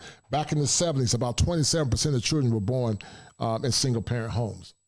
But now over 50% or over 80% of children, or 85% of children are born in single-parent homes. This is all due to the sexual revolution that told you can do what you want to do. It's led to the rise of poverty in many black families and black communities. I've seen it myself as a licensed therapist. It's led to the use of many baby deletions. A lot of deletions has been the byproduct of the sexual revolution. Women on antidepressants, men getting caught up in the child support system. Because, they say if it feels good, do it. And we all, I'm not perfect. I'm not trying to act like I'm perfect because I'm not. I think we all have made bad choices. But some of the choices that we've dealt with, for some, has come back to bite them in the behind. Somewhat worse than others. And it's sad. The brokenness of communities. That's why I said that you want a strong community, you got to have a community that's built on strong fathers. But we don't have that anymore, sadly. And it appears to be getting worse and worse. Hold tight. AIDS. Okay. The AIDS epidemic swept America right on the heels of the sexual revolution. And that is not coincidental. You had the hippies with their free love and everything, and then boom, we have AIDS. Okay. And then now we have epidemics of gonorrhea, syphilis, chlamydia across the nation. What else? If you look at a chart of the divorce rate, it's very interesting, and I would recommend that you do that just to kind of fact check me here.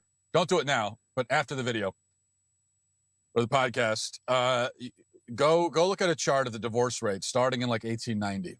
And what you're going to find is that it is steadily inclining all along. It's a steady, gradual incline, which tells you that these problems didn't, they didn't start yesterday. They didn't start with the sexual revolution. Our cultural problems go back much further than that.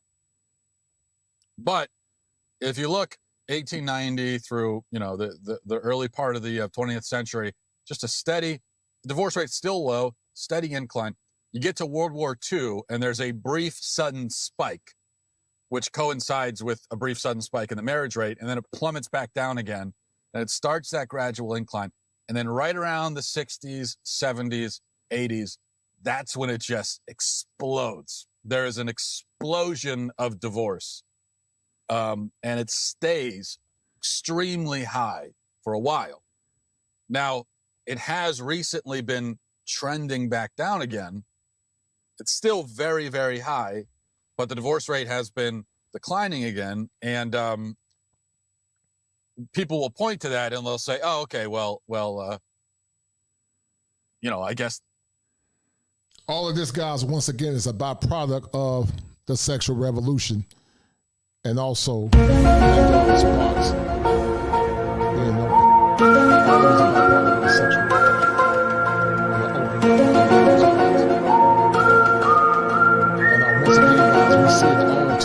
see it all too often of the issues that are impacting which once was a very strong and solid community.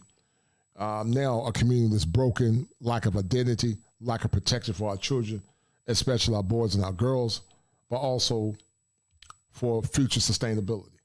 Because as a licensed therapist, protective factors play a role in helping children become or be the best. Hold tight. That spike in the divorce rate was an anomaly and we're kind of figuring things out. Not really, because what you'll notice is that the incline in divorce is also coinciding with a drastic drop in the marriage rate. So millennials are giving up on marriage completely. They're just cohabitating instead. But many millennials have replaced marriage with cohabitation.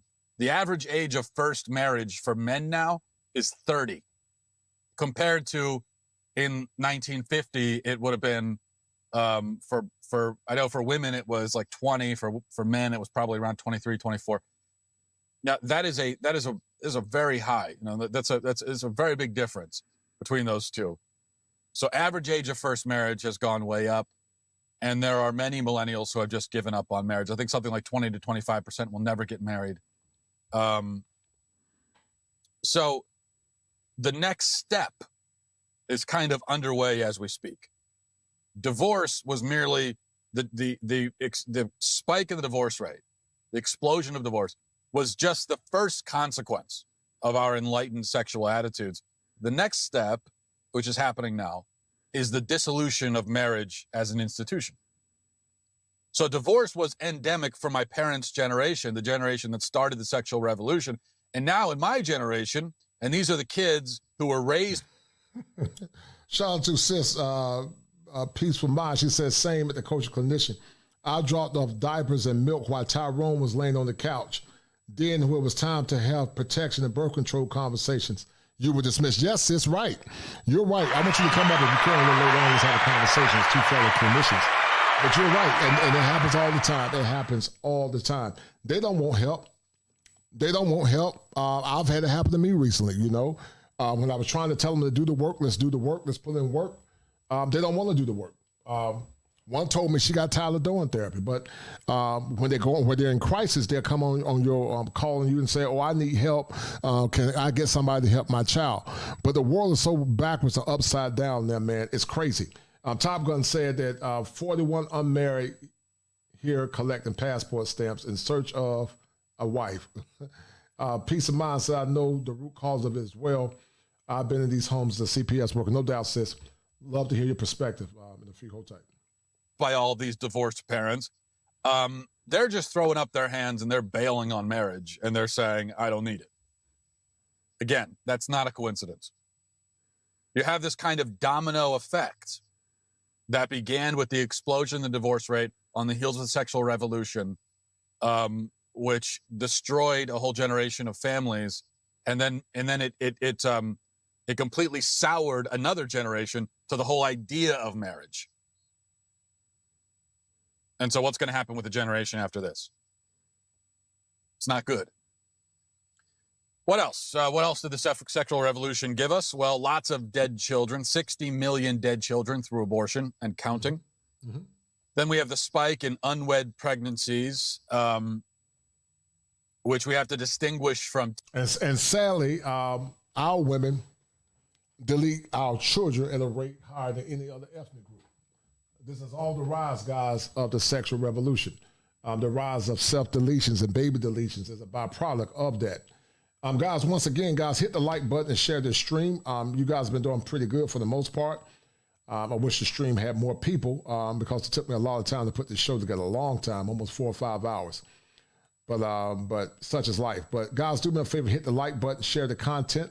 I think 3 of you guys have shared. I need at least 3 more people to share the stream because this show is important.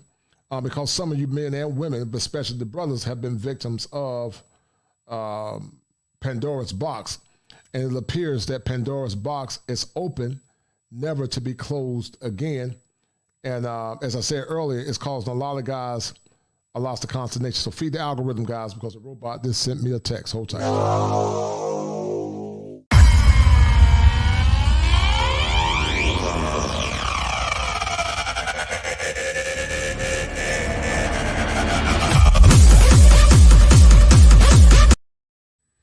All right, hold tight. Teen pregnancies. That's another objection I've heard. People have said, well, the teenage pregnancy is down. It's teenage pregnancy is less common now than it used to be. Well, yeah, that's because, your grandparents and your great-grandparents, their generation, yeah, teenagers were getting pregnant, but guess what? Those teenagers were married. So the teen pregnancy rate doesn't mean anything at all. There's nothing wrong with an 18-year-old being pregnant if she's married. And that's how it used to be. As I said, the average age of first marriage in the 40s and 50s for women was 20, which means that a whole lot of them, millions, were getting married when they were teenagers. It was very common throughout human history for women to get married young. So that's not the problem. The problem is unwed pregnancy. It's a married 18-year-old woman who is pregnant is in a much better situation than a 35-year-old single woman who is pregnant. So we have the spike in unwed pregnancies. We have the obviously the problem of porn addiction, fatherless homes, on and on and on. It even ruined our university system, which has turned into this embarrassing orgy of drunkenness and debauchery, which it was never meant to be, but that's what it's become now. And why? Why did it have this result? Well, it goes back to what we were talking about yesterday. Sex is a powerful thing. Yes, it is. And there are two things that happen when you're reckless and frivolous with sex and you remove it from the bonds of marriage, like we discussed yesterday, and this is what the sexual revolution was all about. Taking sex, removing it from marriage, and then what happens is, number one, you lose the deeper joy that can be found in sex. You've settled for mere pleasure, which was already a part of the joy. Okay, that was already a part of the bargain. But the joy is something that you experience through the intimacy with someone who you are committed to and you love and you're devoted to. And you have, it is happening within the safe confines of the marital union. That's how you experience the deeper joy in that intimacy. Now we've lost the joy. You still have the physical pleasure, but you haven't gained anything because, as I said, the pleasure was already part of the joy. All you've done is you've lost something, which is the joy. Second, you still have to deal with the consequences of the power of sex. Sex is a powerful thing, and you still have to deal with those consequences, except you're going to be unprepared for those consequences because you aren't married, and thus the consequences are worse. So the quote old way was to save sex for the confines of committed marriage because it's the safest context for it. This is really the only form of safe. And that's really what people should be pushing. You can't talk about saving the community if you're not talking about what's causing a lot of the root cause of the issues that we're dealing with. I would argue that a lot of these brothers on the panel tonight are single men, never had kids. They want good wives and good families, but it's hard to find. If I was a single man in the game again, I probably wouldn't get married here in the West. I know I wouldn't, to be honest with you, because it's hard to find quality. And that's what a lot of men points of contention and struggle is, finding a quality woman that can complement them as a man. Safe sex that you can have. You hear a lot today about safe sex, and it's just absurd. I mean, it really is ridiculous that we're telling 16-year-old high school students that it's possible for them to have safe sex with some classmate of theirs if they use contraceptive. It's still not safe, as is clearly evidenced by all the things I just listed off. Everyone's having safe sex now, yet we're having all these problems. So clearly there's a disconnect here. It's still not safe. Still isn't safe. There's still many potential consequences that cannot all be solved or prevented by contraception. It's kind of like telling somebody that it's kind of like if we invented some sort of special helmet and harnessing system for a vehicle that you can use so that you can safely drive drunk. It's like saying to kids, well, listen, it's best if you don't drive drunk, but if you're going to drive drunk, well, here's this special helmet and special seatbelt. Make sure to use that. Now, I don't want you to, but I know you kids and you're going to do it. So just make sure you do it safely.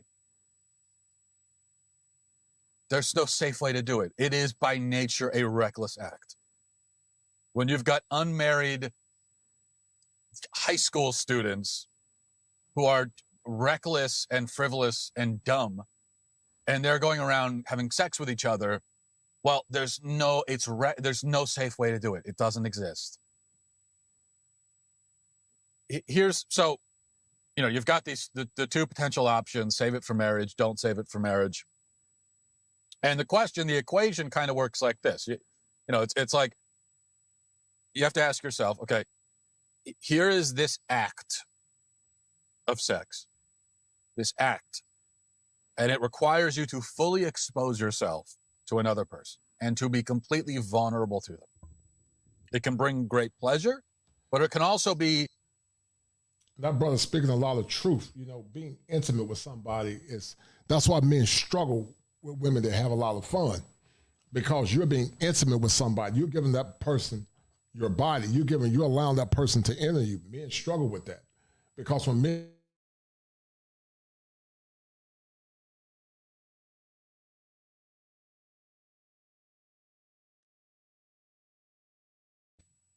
I want a man to pay all the bills.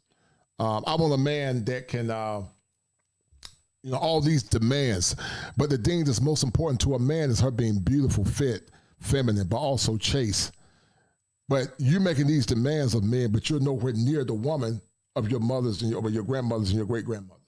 Nowhere near it. But you want men to pay full price for something you gave to other men for free. And we wonder why the marriage rates are low. 33% of our men are virgins as well. And that's a problem. But keep listening. Hold tight. And then I'm going to drop the link for a few. Hold tight. An effective means to transmit awful and deadly diseases. So it can do both at the same time. And also, you're not going to know if the other person has a disease unless they tell you. And a lot of times, they don't want to tell you. It will likely cause you to feel an emotional attachment to this other person. Or else if you do it with the wrong person in the wrong context, it may cause you to feel a deep disgust with yourself and a shame. And, oh, by the way, this act can make babies as well. Right. I mean, it can do that. Now the question, should you do it with a stranger? Everything I just listed, fully expose yourself, completely vulnerable, offering yourself up, can transmit disease, involves your emotions, can make babies. Before we even talk about what this act is, pretend you had no idea about human biology, and I just explain it to you that way, which is completely accurate. And then I say, whatever this thing is, do you think it's something? Shout out to my man Top Gun. Top Gun said, this is exactly why I laugh at that. No voting, no vucking. It's a sad day when we get ridiculed by Sweet Cricket. Max 714 said he has a point. It's like 50 to 80% herpes rate in the U.S. alone. Yes. And that's part of Pandora's box, the sexual revolution. Men that are frustrated because they can't find wholesome wives, women that have protected their bodies and protected themselves. And guys, that's why the divorce rate is so high, because when these women get bored, and many of them do, they get a divorce. Because of no-fault divorce, they can leave you because they don't see any value in sex. That's why many men are in sexless marriages, because they had all the fun they wanted to have before they got with you. So hold tight. You should do with a stranger? We used to say, no. Of course not. Obviously not. But with the sexual revolution, we said, yeah, sure, what could go wrong? Well, a lot could go wrong, and did go wrong. Now, some people have argued with me, and they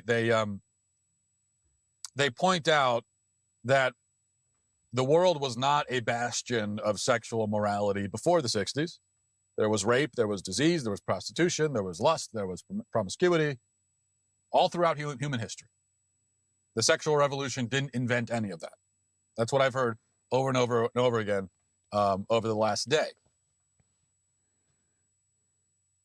And this is the argument that you hear anytime you talk about the moral decay in our culture. There are always people who try to rationalize it, to try to dismiss it. And he's right. Matt Walsh is right. Listen, there's nothing new under the sun, guys. It's nothing new. There's nothing new under the sun. But the point is, when we were growing up in the 90s and back in the past, there was a level of shame with bad behavior. Were there girls and guys out getting it in back in the day? Yeah, but it was shameful, and many times they hid it. Now there is no shame. Now there's no cap on bad behavior. It's out in the open, and it's getting worse. There was shame and it was hidden. Now there is no shame, and there's not. It's all in the open. So now it's reached a threshold, and it's getting worse and worse. And that's why so many men are frustrated, because Pandora's box has been opened. They try to dismiss it. They try to undermine the importance of what you're talking about by saying, well, this is how things always have been. And yeah, it's true that this kind of stuff has always happened. It hasn't always been as bad as it is now. Now, that would be completely false. Because what you have now there have always been promiscuous people, lustful people. There's always been prostitution. There's always been people having sex outside of marriage. There's always been adultery, all this stuff. What you have now is that all of those things are completely mainstream. They're entirely in the mainstream. Right. They're not out on the fringes. They're not seen as this fringe, gross, shadowy, shameful thing that you have to slink off to a dark corner of society to engage in. That's how it used to be. And yeah, people were engaging in it in those dark corners. Right. But now it's just out in the open. It's out in the open, right. Why is that? Because there's a really crucial difference between how it is now with these things and how it used to be. People used to do these things. Yet society and the individuals who did the things still knew that it was wrong. To be lustful, to be unfaithful, to be promiscuous was seen as shameful and wrong and dirty, which didn't prevent anyone from acting that way. But it did mean that although it was a disincentive, I'm sure it convinced a lot of people to not act that way. But no matter how effective it was in terms of preventing, it did mean that our basic moral compass was still preserved. The acts themselves didn't change, but what changed is our attitude about those acts. And because our attitude changed, that means that these things are even more common now. Now, it's one thing for someone to do something evil and admit that it's evil and be shamed by society for the evil. But it's another thing for him to insist that the evil thing is actually good. And then for society to agree and throw him a parade. Reading some of his comments, Peaceful Mind said that anyone observed the Mary J. Blige era, her music had women oppressed and depressed for no reason. I despise baby mama drama music. I agree with that, sis. No doubt. Not 7 said facts. It was shame. I remember back in the day, if a girl got pregnant in school because of shame, they would send her to a relative out in the country. Yes, you're right, brother. You're right. Alan said things are so far out of control, there's no getting handle of it. I agree. I agree with you 1,000%, brothers. Type. Celebrating it. Society can survive when people do bad things because people have always done bad things. But society cannot survive when people are celebrated for doing the bad things. So that is a really important difference. It's a hugely important difference. And it's the difference between a thriving, growing, prosperous, healthy civilization and a civilization that is collapsing. Now, another argument is that a lot of these things, as I just touched on earlier, but a lot of these things, divorce, certain STDs, unwed pregnancy, some of these things are on a downward trend again. And that's true, but all that means is that they exploded as a result of the sexual revolution, and society has since been struggling to kind of contain the damage. So going back to the explosion in divorce on the heels of the sexual revolution, started to decline again. Part of that is there was this catastrophic result of this horrible thing called the sexual revolution, and society has now just been trying to catch up and find some way to contain this. It has made some progress in containing some of the damage, but the problem remains. And we still have the fact is we still have damage to contain. And at what cost has the damage been contained? Well, as I said, the divorce rate is down largely because the younger generations aren't getting married. So that's been the cost. For getting the divorce rate down, the cost is discouraging marriage altogether.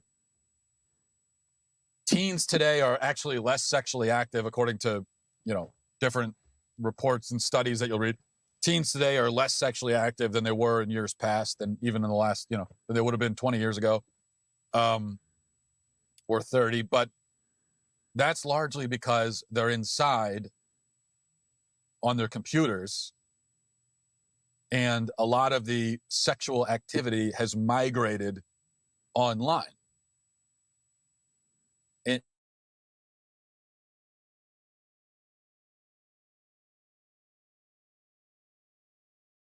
And I'm not sure if replacing in-person promiscuity, I'm not sure that it is.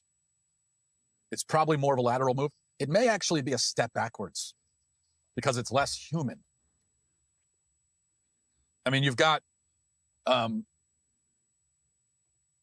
one hand, you consider a teenager who's 16 and has sex with his girlfriend, which is not good and not advised. On the other hand, you have a teenager who's 16 and isn't even attempting to go that route because he's just watching 4 hours of porn a day instead. And he's kind of getting his fill that way.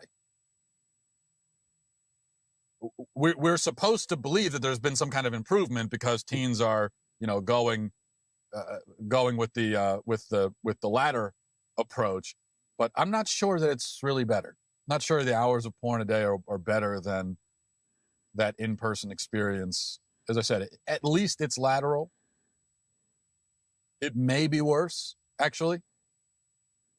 It may easily be worse because there's this dehumanizing that goes on with pornography, this reducing of another human being to just nothing but an image on a screen for you to consume. So, not sure that's an improvement. I mean, it certainly is not an improvement at all. Now, the final argument people have made against my point is that I haven't offered a solution. Which, first of all, I kind of think it's sort of a lazy way around. When somebody is observing and pointing out problems in our culture, especially problems that a lot of us refuse to face and admit are problems, which is what I'm trying to do here. So when someone does that and then you come in and say, well, there's no reason to talk about it unless you offer solutions. We got to be solution oriented. Give me a 5-step plan to solve the problem. And I know that's supposed to sound very practical and logical. It's actually lazy. It's kind of a lazy, cowardly way around the observations that the person is making. It's a way for you to not engage the observations that the person is making. Because, obviously I can't sit here right now and solve society for you. Okay, I can't do it. Neither can you. And if that's the price of entry into this conversation is that we have to come equipped with a 3-step solution to solve all the ills of mankind, well, that means that we should never talk about anything ever again because none of us have that solution. All right. So no, I don't, in fact, I think it's gotten so bad and we're at a point in our societal collapse where I'm not sure that there is any solution. I'm not sure that it can be solved. I'm not sure that we can be pulled back from the brink at this point. I'm not sure that we can. I can.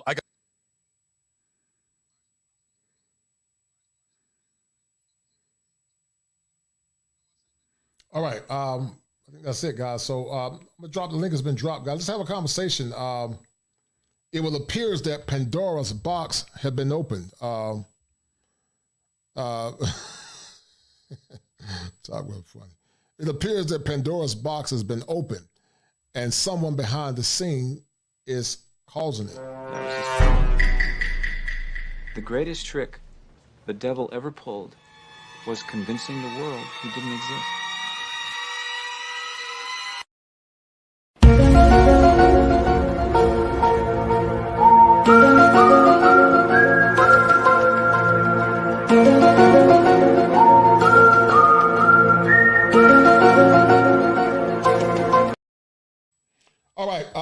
would you brothers and sisters like to add to the conversation?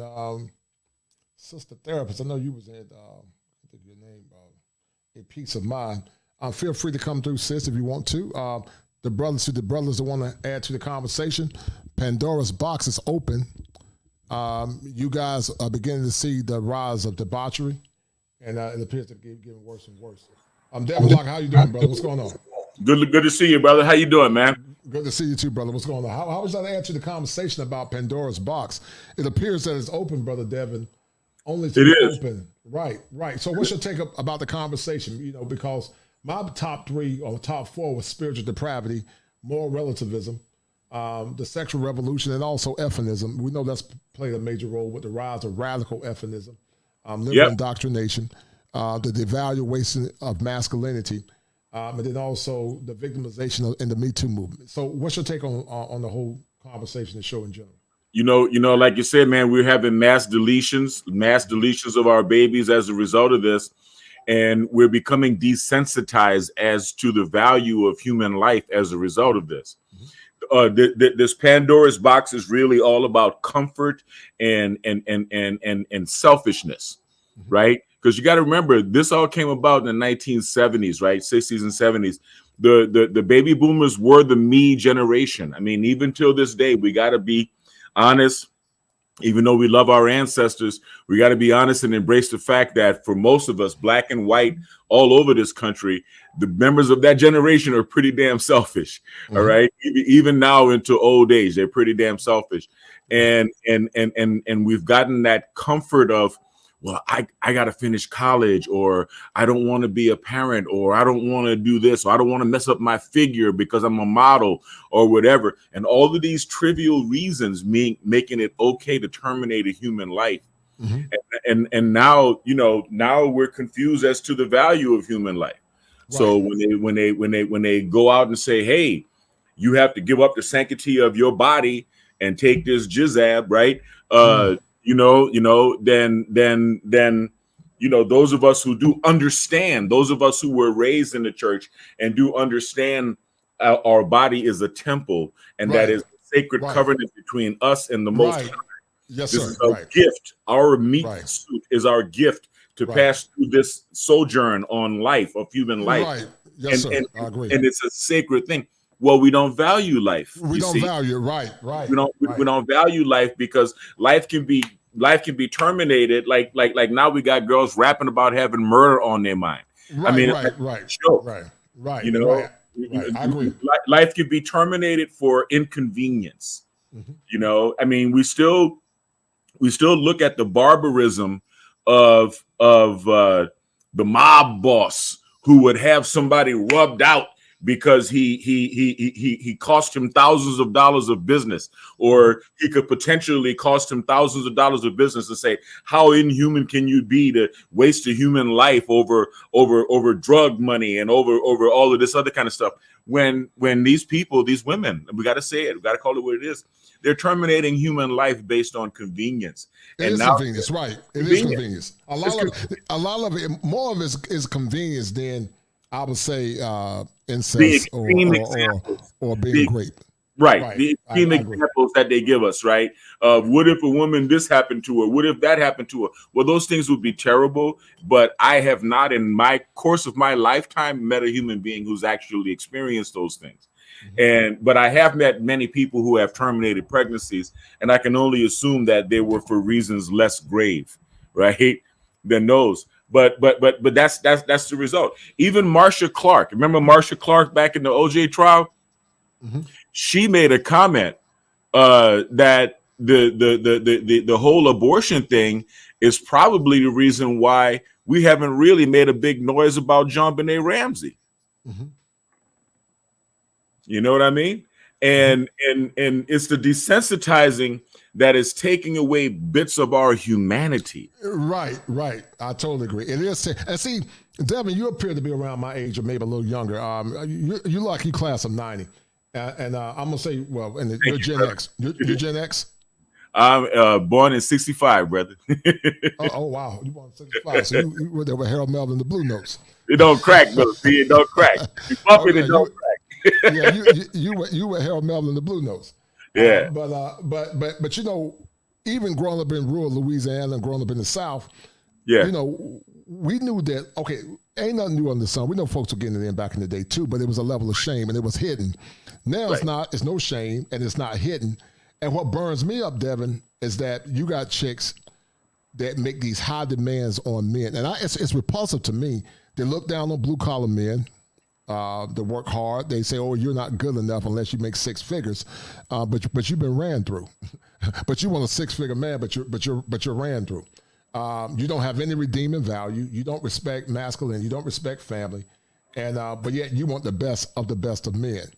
And, and that bothers me, man, because as I said earlier, Pandora's box has been opened, never to be opened again.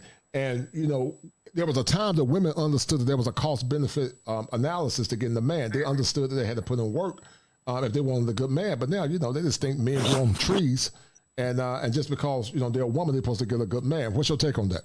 Because so many fools are swiping right that they got swollen heads. They're delusional. And, you know, in order for a woman to get a big head like that, back before the cell phone app days, right, she would actually go out into the streets and put herself into a situation where she would be approached by man after man after man. And in that process, she would gain a reputation herself.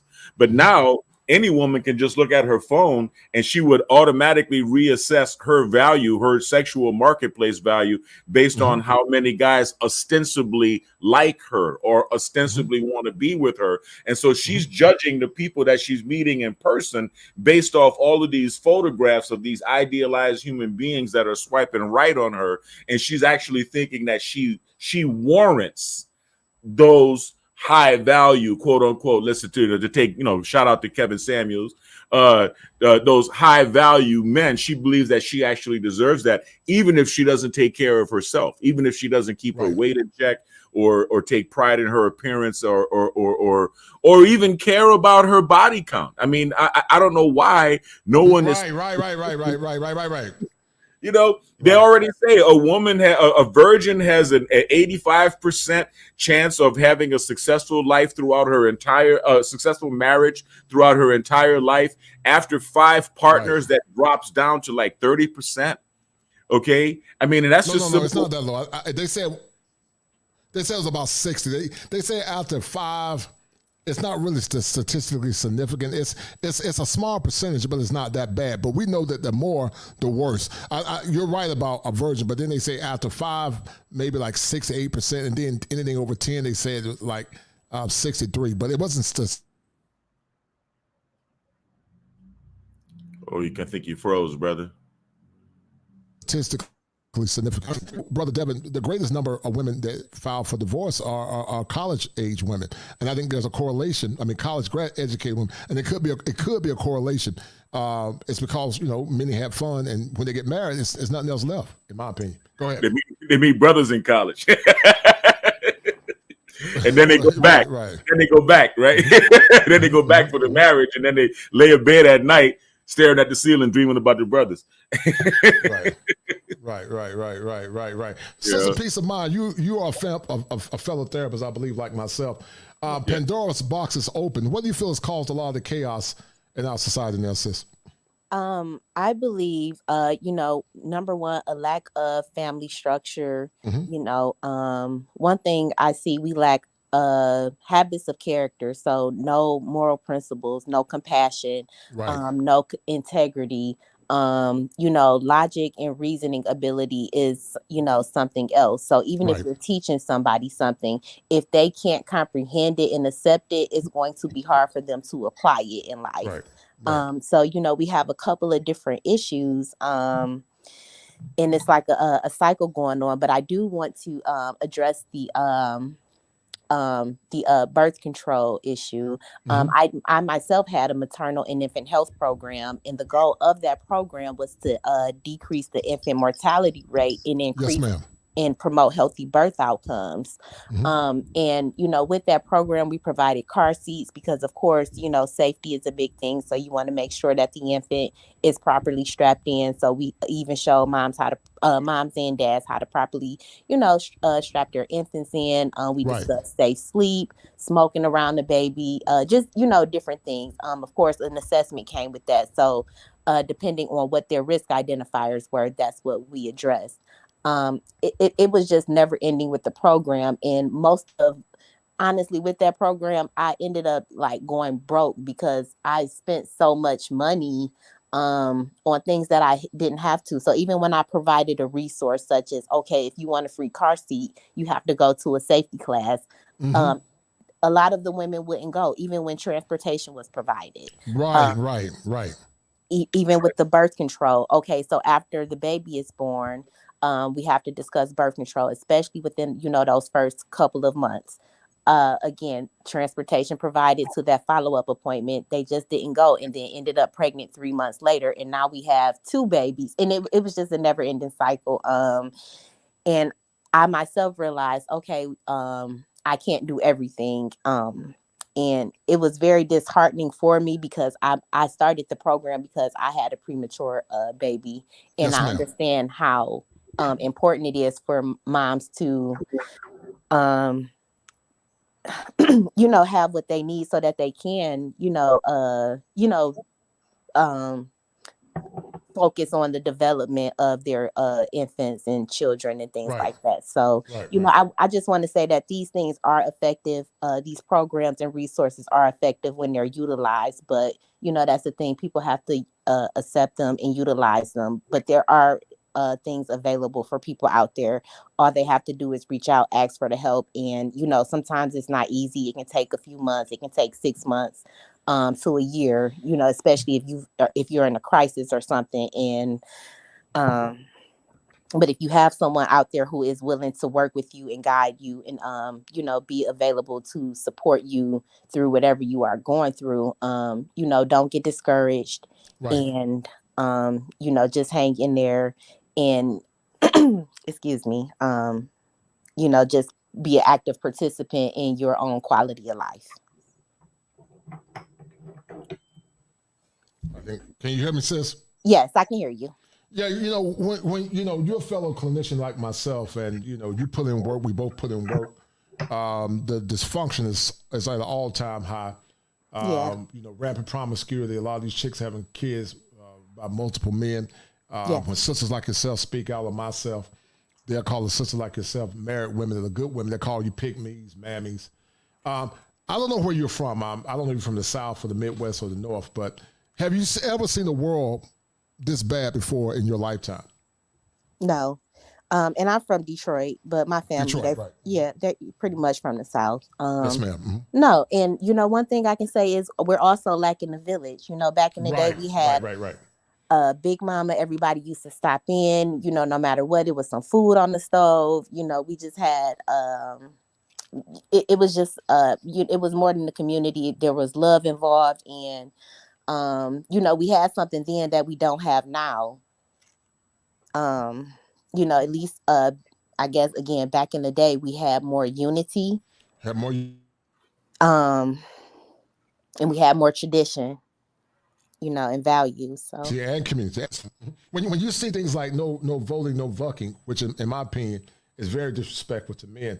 What's your take on that? And did you grow up in a tribe or village where you saw black men getting respected?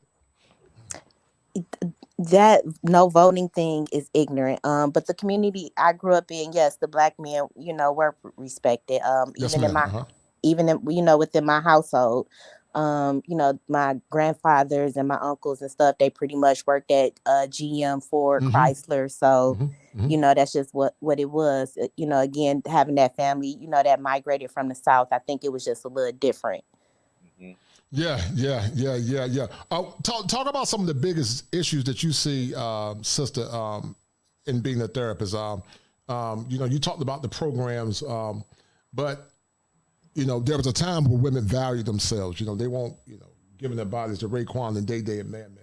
And now it appears that Raekwon, Day Day, and Madman get more respect than the average blue-collar, hardworking brother. What's your take on that? I would think just, society standards have changed. Social media is a big influence. The standards in our culture has changed. We're easily influenced by a lot of different things, and what you feed your mind, if you hear something enough, you start to, believe that, and that starts to become your environment. Right. It has become the environment. Let me ask you a question. You're an educated sister. Would you say that most of the women that went to college with you and graduated, are those women married, or are they divorced, or are most of them single, the ones that you went to college with? No, they are happy. Oh, they are happy. Okay, let's take the women out of your circle. Let's say women. No, I said unhappy. Wow. So talk about it. What made you different than them? It sounds like you were raised right, but what made you different, and why do you think they're unhappy? Do you think it's because of promiscuity?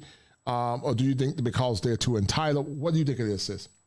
Honestly, I think just doing too much, trying to be strong, a lot of, and not just, again, not my circle, just again, with a lot of women that I went to college with, were there. I guess depending on where you came from, some of them, their there's a delay. Oh, I'm sorry. Can you hear me? Mm-hmm. I think there's a delay piece of mine. I can't hear you. Can you hear me? Are you there? Okay. It's a delay on your end, piece of mine. It's like I hear you and then you're blank out. Go ahead. I'm sorry. Yeah. So some people in college, their families were, dependent on them to, I guess, quote unquote, be the one to, make it out the hood and stuff like that. And so, that's something that they wore with a badge of honor. But, with that also came them maybe lacking other skills. So yes, they got the academic part right. But, maybe the I don't want to say hospitality, but like domestic, like just different things that could be missed, which, everybody can learn things along the way. But I think there was also an arrogance that came along with that, Talk about that arrogance. Talk about that arrogance. Because that's tied into, and listen, I ain't trying to put you on the spot. I know you're a good sister, but the arrogance that you see, do you think that's a devaluation of black men? And Gregory Scotland asked a question. He's from Detroit, like you, I believe. He said, what does Peace of Mind think about successful black men coming back and saving the black community? If they've done the right thing, what's your take on that? Successful black men coming back to save the black community. Right. The people that make bad choices, got kids by Day, Shermite, Raekwon, the man. But they want those men to come back white. Oh, no. We don't do that. No, you mind your business. Because I would tell my brothers, like, I'm realistic and I try to be a fair person. So, it is what it is. People have to deal with the consequences of their actions. Yes, ma'am. And that's Say everyone, it again. myself Yes, ma'am. included. And myself included, right. You got to deal with the consequence. If I make bad choices, I got to deal with the consequences. But it's an insult. You got brothers. If your brothers do the right thing, they went to school, they study hard, or they didn't go to school, they just went to work hard. But then they got to deal with a chick that got, 4 and 5 kids, 7 kids by 7. It makes no sense. No, they owe themselves something pure. Right. Say, oh my God. You're going to make a lot of men, you're going to make a lot of folks mad, Peace of Mind. You're going to make a lot. That was right on, though. That was right on. That's right. You're going to make a lot of folks mad because they'll say, oh, that's in my past. You're supposed to look over it, I'm a born again virgin. As if you don't have the right to judge. As if you don't have the right to judge.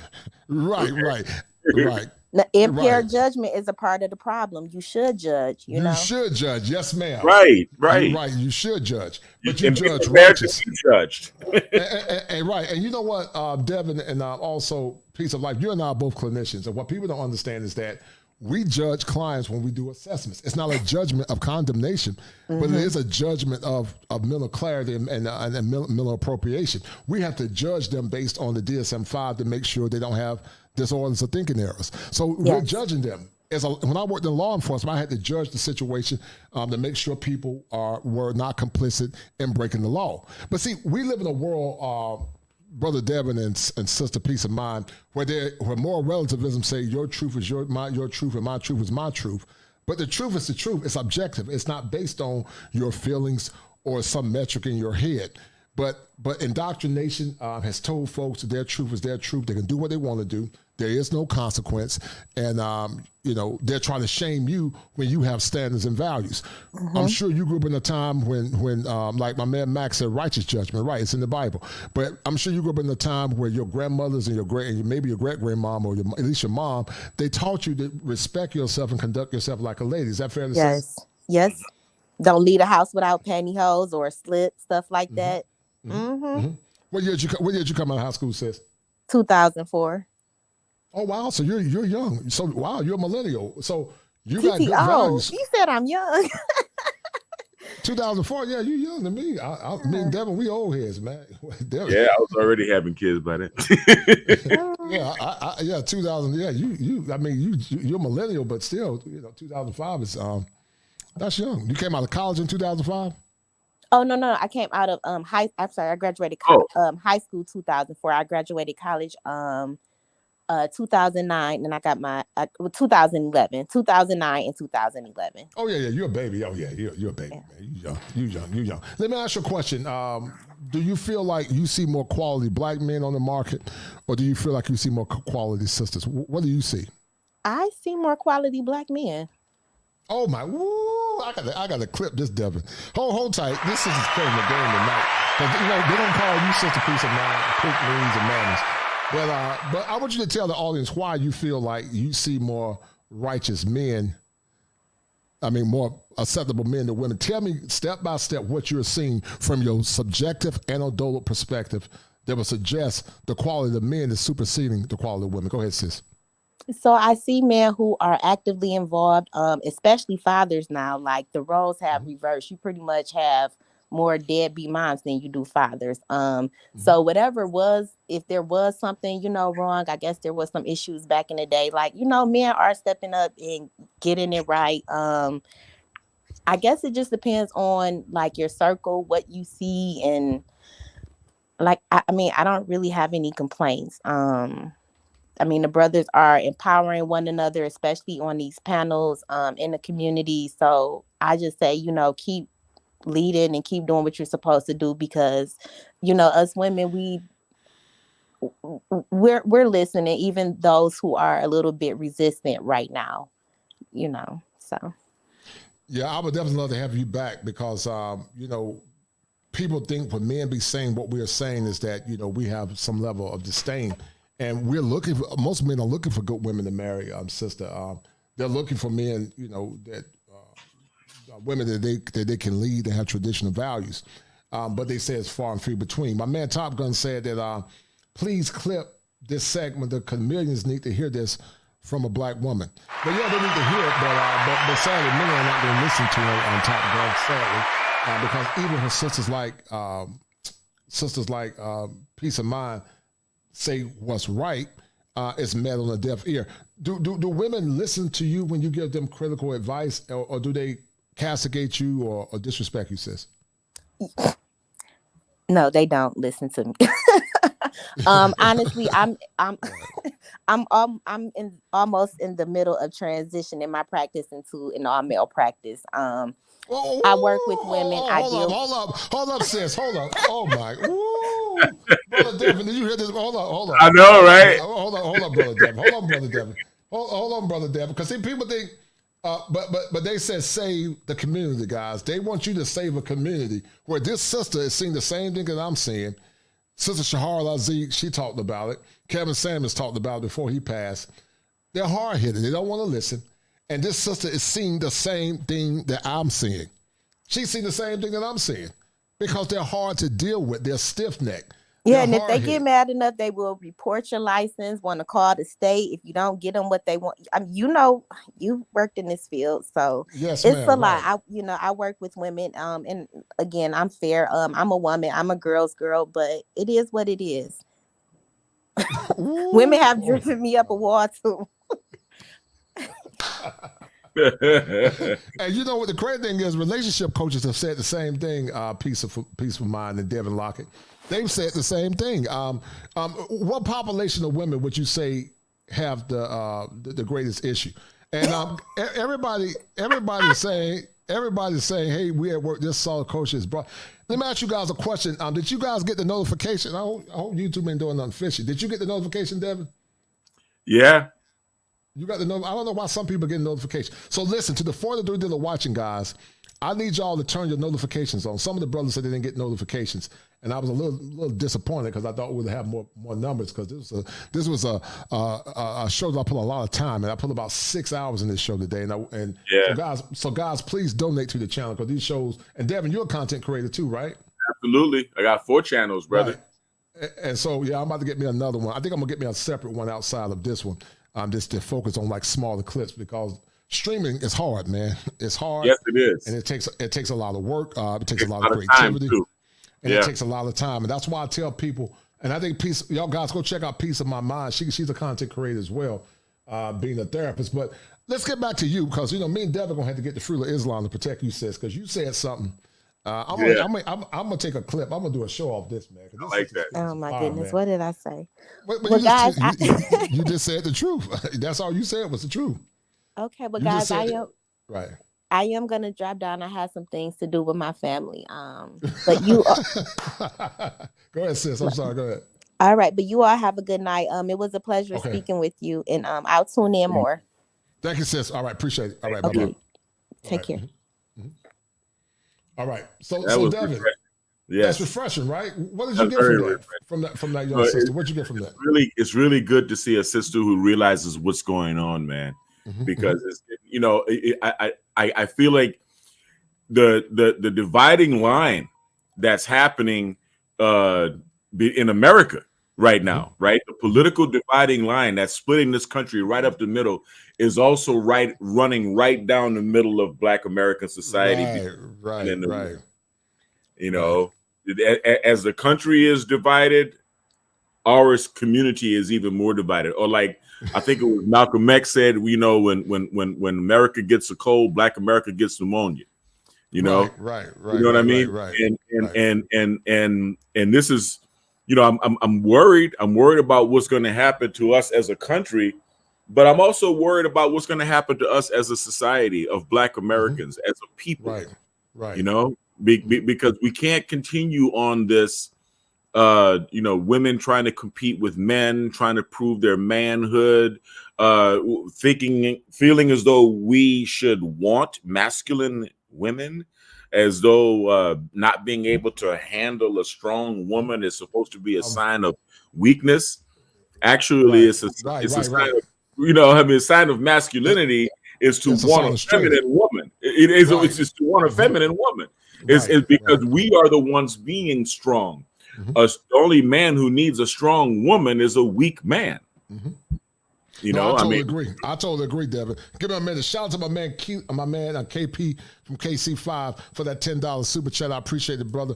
And that is a deal, That's right? That's a deal, right? That's a deal, right? I appreciate it for the $10 super That's chat. a deal, right? That's a deal, right? We'll continue talking on the stream, but when we hear sisters that this sister is a licensed professional. And she's saying the same thing that I'm saying. She's seeing the same thing that I'm seeing. That's a problem. Pandora's box is open. And Devin, you got Devin Lockett voodoo. And, you live in New Orleans, and, we know in the African diaspora, they did practice that, but some don't believe that evil is real. They don't believe that darkness is real. They don't believe that the dark side is real. Oh, it's real.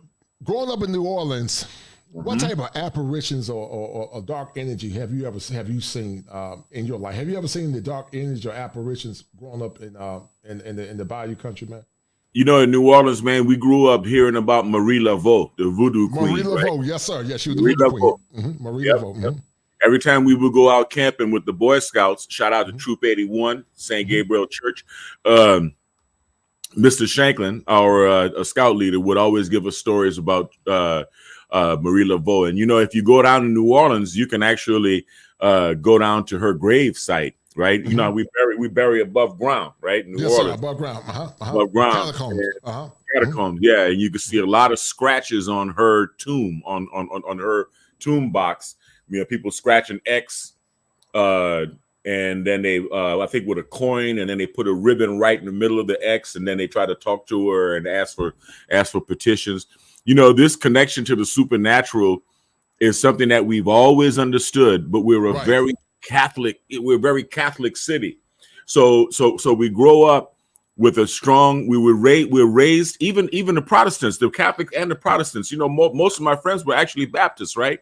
Right. But we all grow up with a very firm relationship with God and a very firm understanding of Christ and the Bible and a firm understanding of the belief in evil.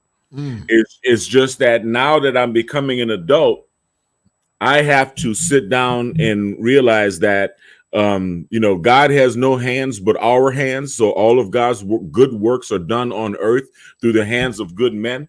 And the devil doesn't have any hands on this earth other than the hands of other human beings that are doing his bidding. And so, you know, now as an adult, as a person of responsible age, I have to look very clearly at who among the physical human beings, among our brethren here on earth, is responsible for keeping that evil on this planet, and why are they politically motivated to destroy all that is good? Why are they trying to separate us from our values? Why are they trying to blind our children? How do we get to the point where we're even discussing such a ridiculousness as a child transsexual? This is the stupidest thing I've ever heard in my life.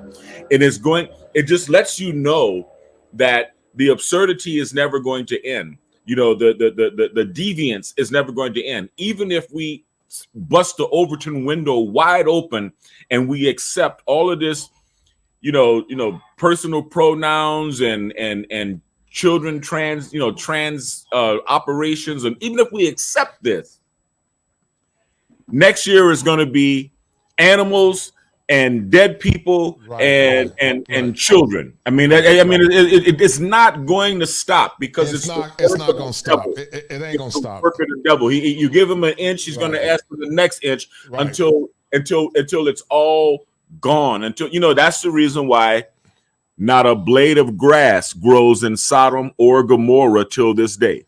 That is the reason why. And you see, we don't have an Ayatollah Khomeini, right? But we are at the crossroads that Iran was at, with all of the debauchery of the era of the Shah. See, people don't understand history. They don't understand how debauched the society had become, how hedonistic Iranian society had become under the Shah, and how the Ayatollah Khomeini recognized that at the very core, what the people needed was a moral and spiritual revolution, a return to our traditional values. But we don't have religious or ecclesiastic solidarity or cohesion in this country.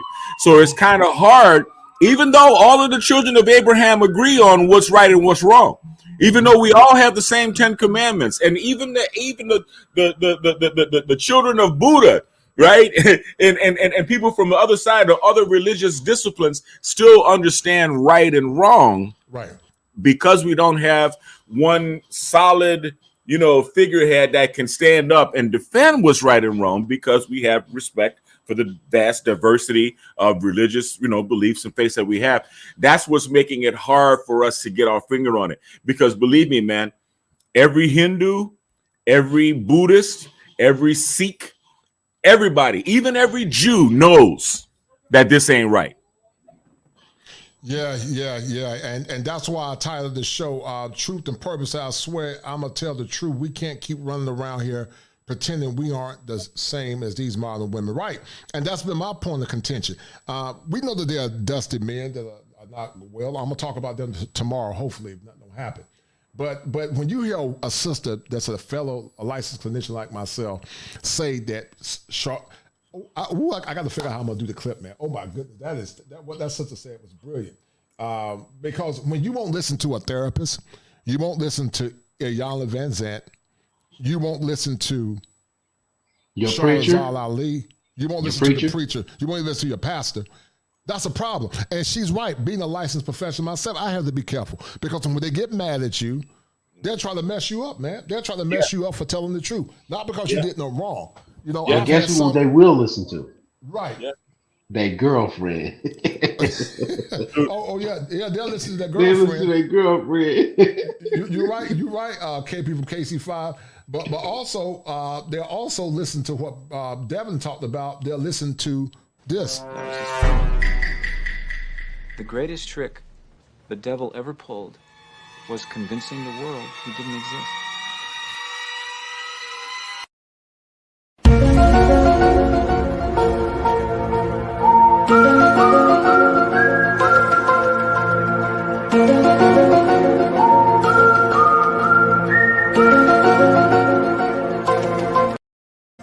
Can Pandora's box be closed, KP from KC5? Talk to the people. No, it's been open too long. It's been open too long. No. James Turner said, it's funny James Turner said it, because when I did this stream, I said not only is Pandora's box open, a lot of other boxes are open too. yeah.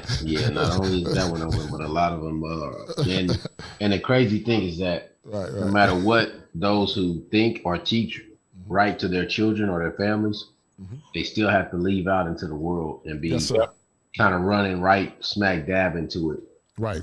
I was at the high school football game the other day, and many of our boys that are not raised by fathers are basically choosing to go the other way.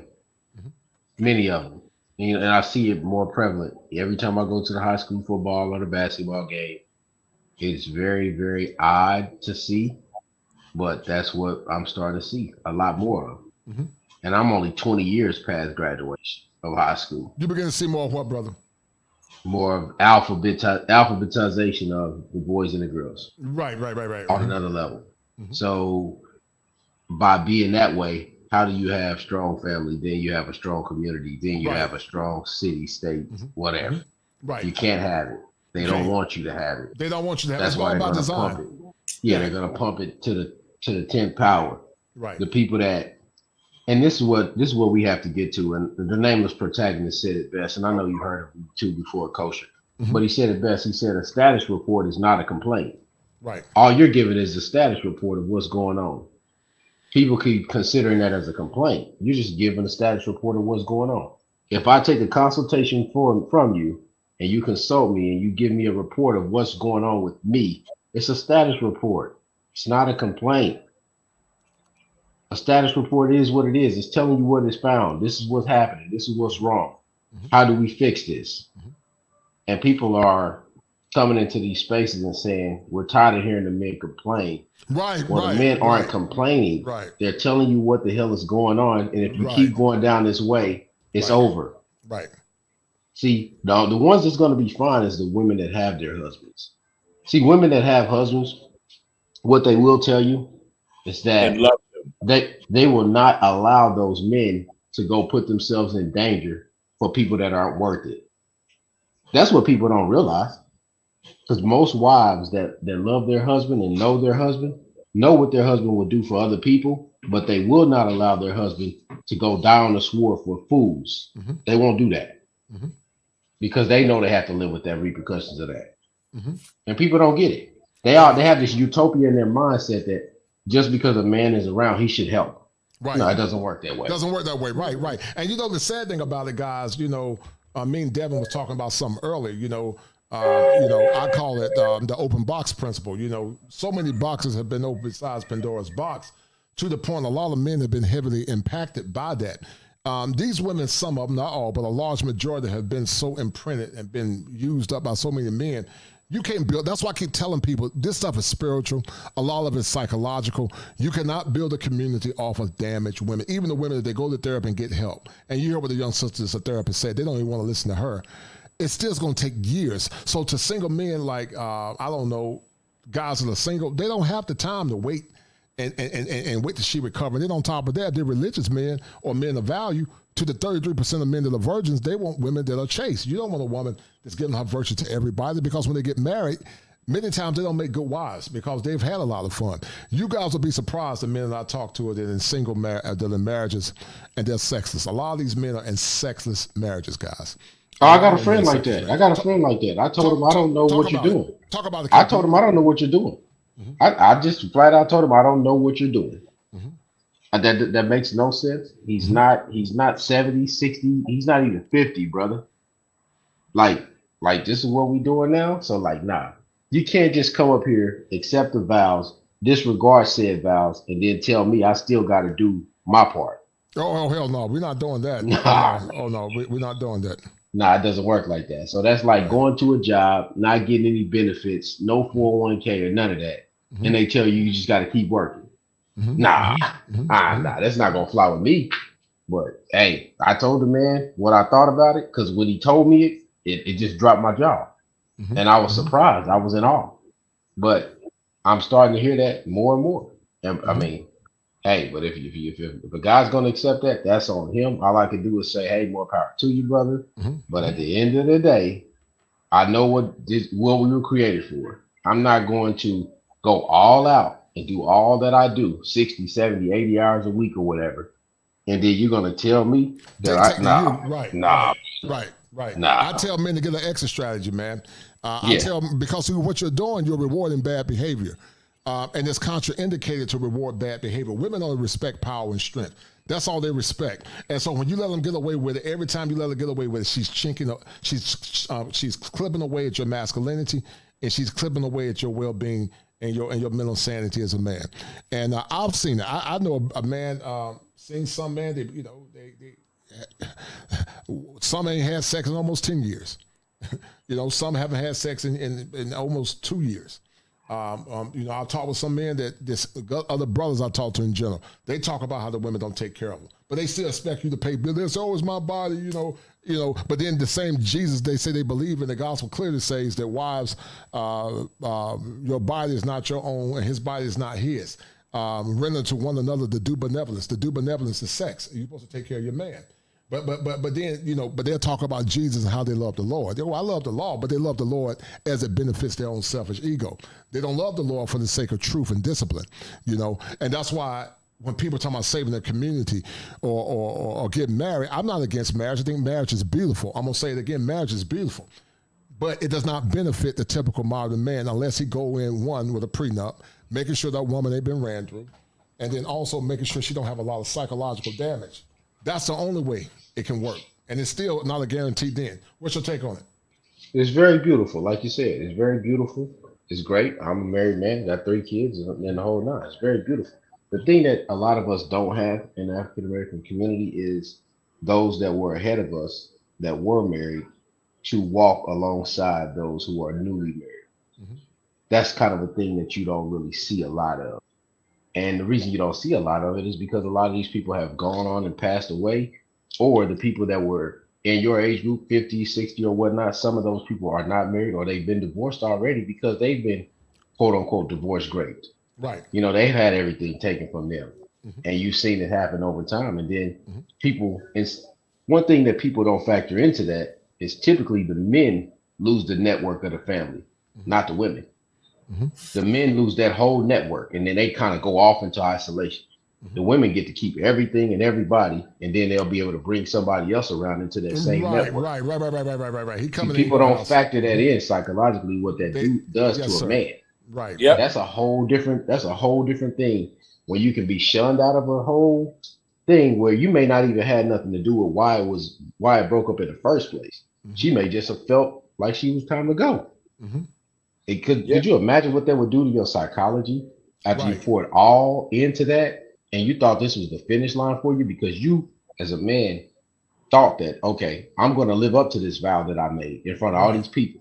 Right. But then somebody breaks the vow because they don't feel like it. They don't feel like it. Say it again, brother. They don't feel like it. Right. No, that's a whole different psychological paradigm that shatters a person. Right. And you know what the crazy thing is, man, is the fact that, after they had all the fun and, got ran through by a bunch of men, then all of a sudden, they want a good man. I want a good man. It's really an insult, man. And it's because I don't think a man that's sorry, don't work, don't take care of himself, got bad hygiene, he's fat. I don't think he deserves a good woman, I don't think he deserves a good woman. It's one thing to be overweight or big because you're just burly and stocky. But I'm just talking about a guy that's in the basement eating Cheetos all day, drinking Coke. Got a neck beard, playing video games. A slob, yeah. A slob, yeah, but he talking about, I deserve. No, you don't deserve. You deserve a swift kick in your ass too. Right. If you think you deserve a woman that's going to do all these things for you and you're not a good man. But these women there, I think men are more rational than women. The men aren't as entitled. But you got chicks that are overweight, grossly overweight, won't cook, kids by multiple men, bad hygiene. Bad attitude. Bad attitude. They think they're doing you a favor because they give you some boxes they give the other men for free. And, and it's an insult. I mean, our men are dealing with affection deprivation. That's why when men travel abroad, they start crying because they sing that song by Stephanie Mills, I never knew love like this before.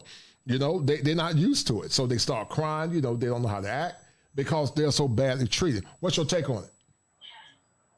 America is an ethnocentric country, and the Black American community is an ethnocentric community. So it's a bubble within a bubble. It's a yolk within an egg, within a shell. And when I lived overseas, I was stationed in Spain from age of 19 until I was 23. Mm-hmm. So I came of age as a sexual being in Spain. So I started off as a passport bro. You know what I mean? Mm-hmm. And it is so refreshing to be outside of that paradigm and to be seen as a man. It is virtually impossible to understand.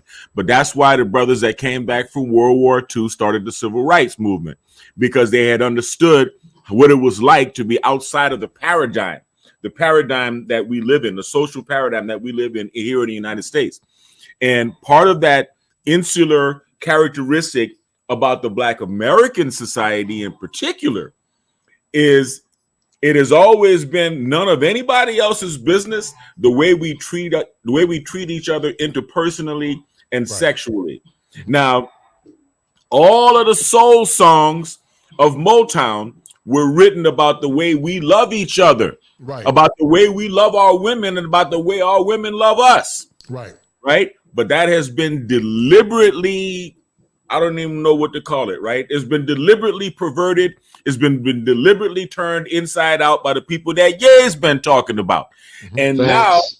And now all of the things that used to bring us a connection to our culture and a connection to the love, the positive love we're supposed to have with our women, now they're all B's and H's, and everybody's a gangster, and everybody's disrespectful, and their attitude toward us is disrespectful. What can you give me? What can you do for me? I'm a bad B. I can do this. I can do what I want. You can't tell me what to do. And that doesn't change when they get married. It doesn't. It doesn't. They still have that foul attitude, and it's not just here in the States, brother. Let me tell you, man, I was dating a physician in the Bahamas. I'm putting it out there. And Carneal, I hope you're watching. I was dating a physician in the Bahamas, and I would go to her family house or members of her family's house on the weekends, and there would be a trash talking Bahamian sister in the kitchen filling the young Bahamian sisters' head with a bunch of ignorance. Okay, so it's really toxic, and now they want to get mad at passport bros for saving themselves, black man, and going overseas and finding a woman that can be compliant. But the only way we are going to have a functional society in the future as Black Americans is if we have functional families. Yes. And unfortunately, the brothers have the desire to create functional families. Many of the sisters don't even have that desire. And if we got to do it with foreign women, then that's just what we got to do, man. Oh yeah. Well, yeah, you're right. Listen, the woman was made for you. You weren't made for her. Exactly. That's what people get it twisted. She was made for you. And that's why I tell men, that's why I'm so passionate about men getting the best outcomes. My man Peaceful Life called it relationship capitalism. I call it relationship inflation. Some would say hoflation. And it's gotten so bad that, you got average to subpar women that are putting men to mental tyranny. I'm talking about good men. I'm not talking about the bums. I'm not talking about the men that are causing problems. I'm just talking about the average Joe, the average guy, the average Joe, the blue collar worker, the educated lame that they say that speaks well, and he's boring because he don't have swag until she get used up by multiple men. They have a hard time finding a quality wife as well. But you want men to come back and get subpar women and subpar behavior. just for the damn sake of a community. And you know, I came up with my own acronym called MEN. Meet their endless needs and demands. Because you can't expect, you know, save your community, black man. The guy Obi said, and I'm sure he probably said it just talking in general. But I would parrot that by calling it men. You got to meet their endless needs and demands. You got to mend him first before he gonna come back and serve you. You were made to serve him, not him serving you. What's you guys' take on that? Facts. Facts. And we're gonna have that's a fact. I was gonna let the other brother go if he ready. Yeah, brother Paul, brother Allen, go ahead, brother. Go ahead, brother Allen. I'm sorry. Go ahead. Unmute yourself, brother. I'm sorry, my dog was barking in the background. No, you're good, brother. Go ahead. Yeah, go ahead.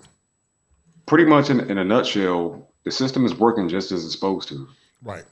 Like, we've had 30, 40, 50 some odd years of this same system as this crackdown on us, and our women have enjoyed it. So, honestly, I'm not surprised. My whole philosophy is just let it burn. I agree. Let it burn. You got to let it burn first, and then you got to rebuild it. You know, gold without fire can never be pure gold. The book of Psalms said, unless God build a house, the laborers build it in vain. I'm going to say it again to those that are listening. You can talk about community integration and building all you want to. I'm not against it. But unless God builds the house, the laborers build it in vain. Our ancestors built the house off of godly principles. They weren't perfect. And some say, oh, well, the Bible was the white man Bible. Black folks did not inculcate the white man's part of the Bible that was oppressive. They believed in liberation theology. That's why they talked about Moses and they talked about freedom. That's where it came from. We believe the liberation movement came out of the part of the Bible where Moses and Daniel's being the lion's den. That's the part we embraced. But it's not built on that anymore, man. And I'm gonna tell you, brothers that are listening, I've never seen women as horrible. Not all. Shout out to the good sisters, but a large portion of them is debaucherous and, you know, the bonnet wearers. You know, they don't listen. They don't self-reflect. They got the spirits of multiple men in them. I've never seen it this bad before in my life, brother. What you guys think on it? It's pretty bad, man.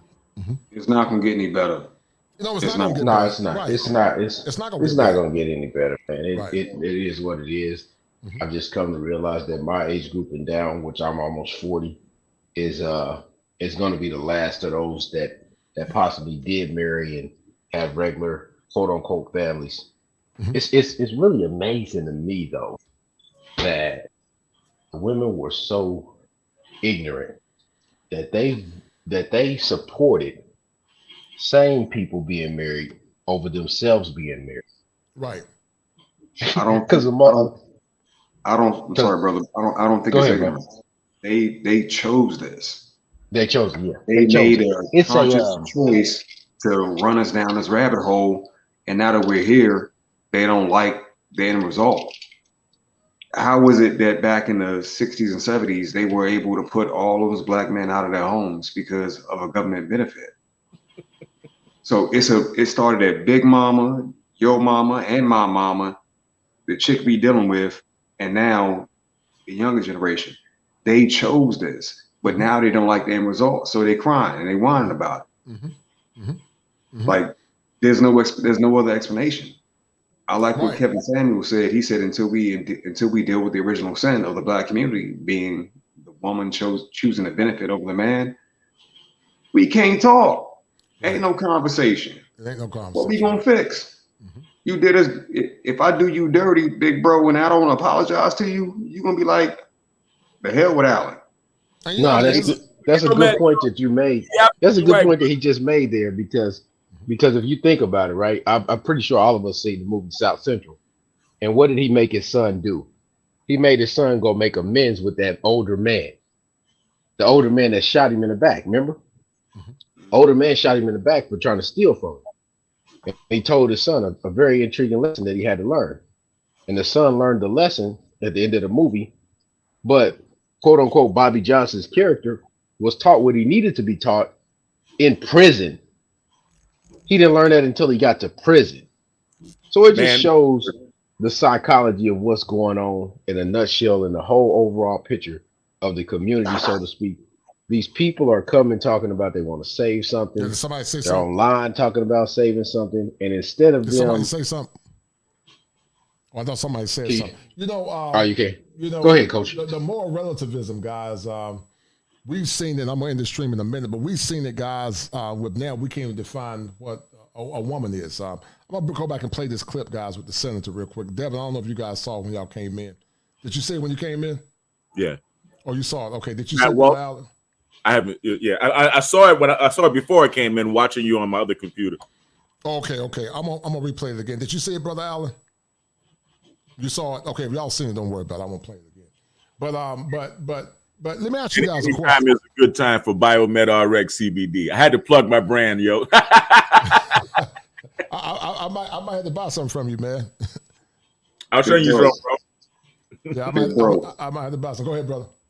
We can't define. Well, they can't define what a woman is. That's BS. Like at this juncture, everything is flowing the exact way that they, to quote Mr. Palmer, plug them real quick. These BMTs set everything up to flow. Right. So if you don't like the destruction, if you don't like the carnage that's being unleashed, you birthed and bred this. Mm-hmm. We didn't do it.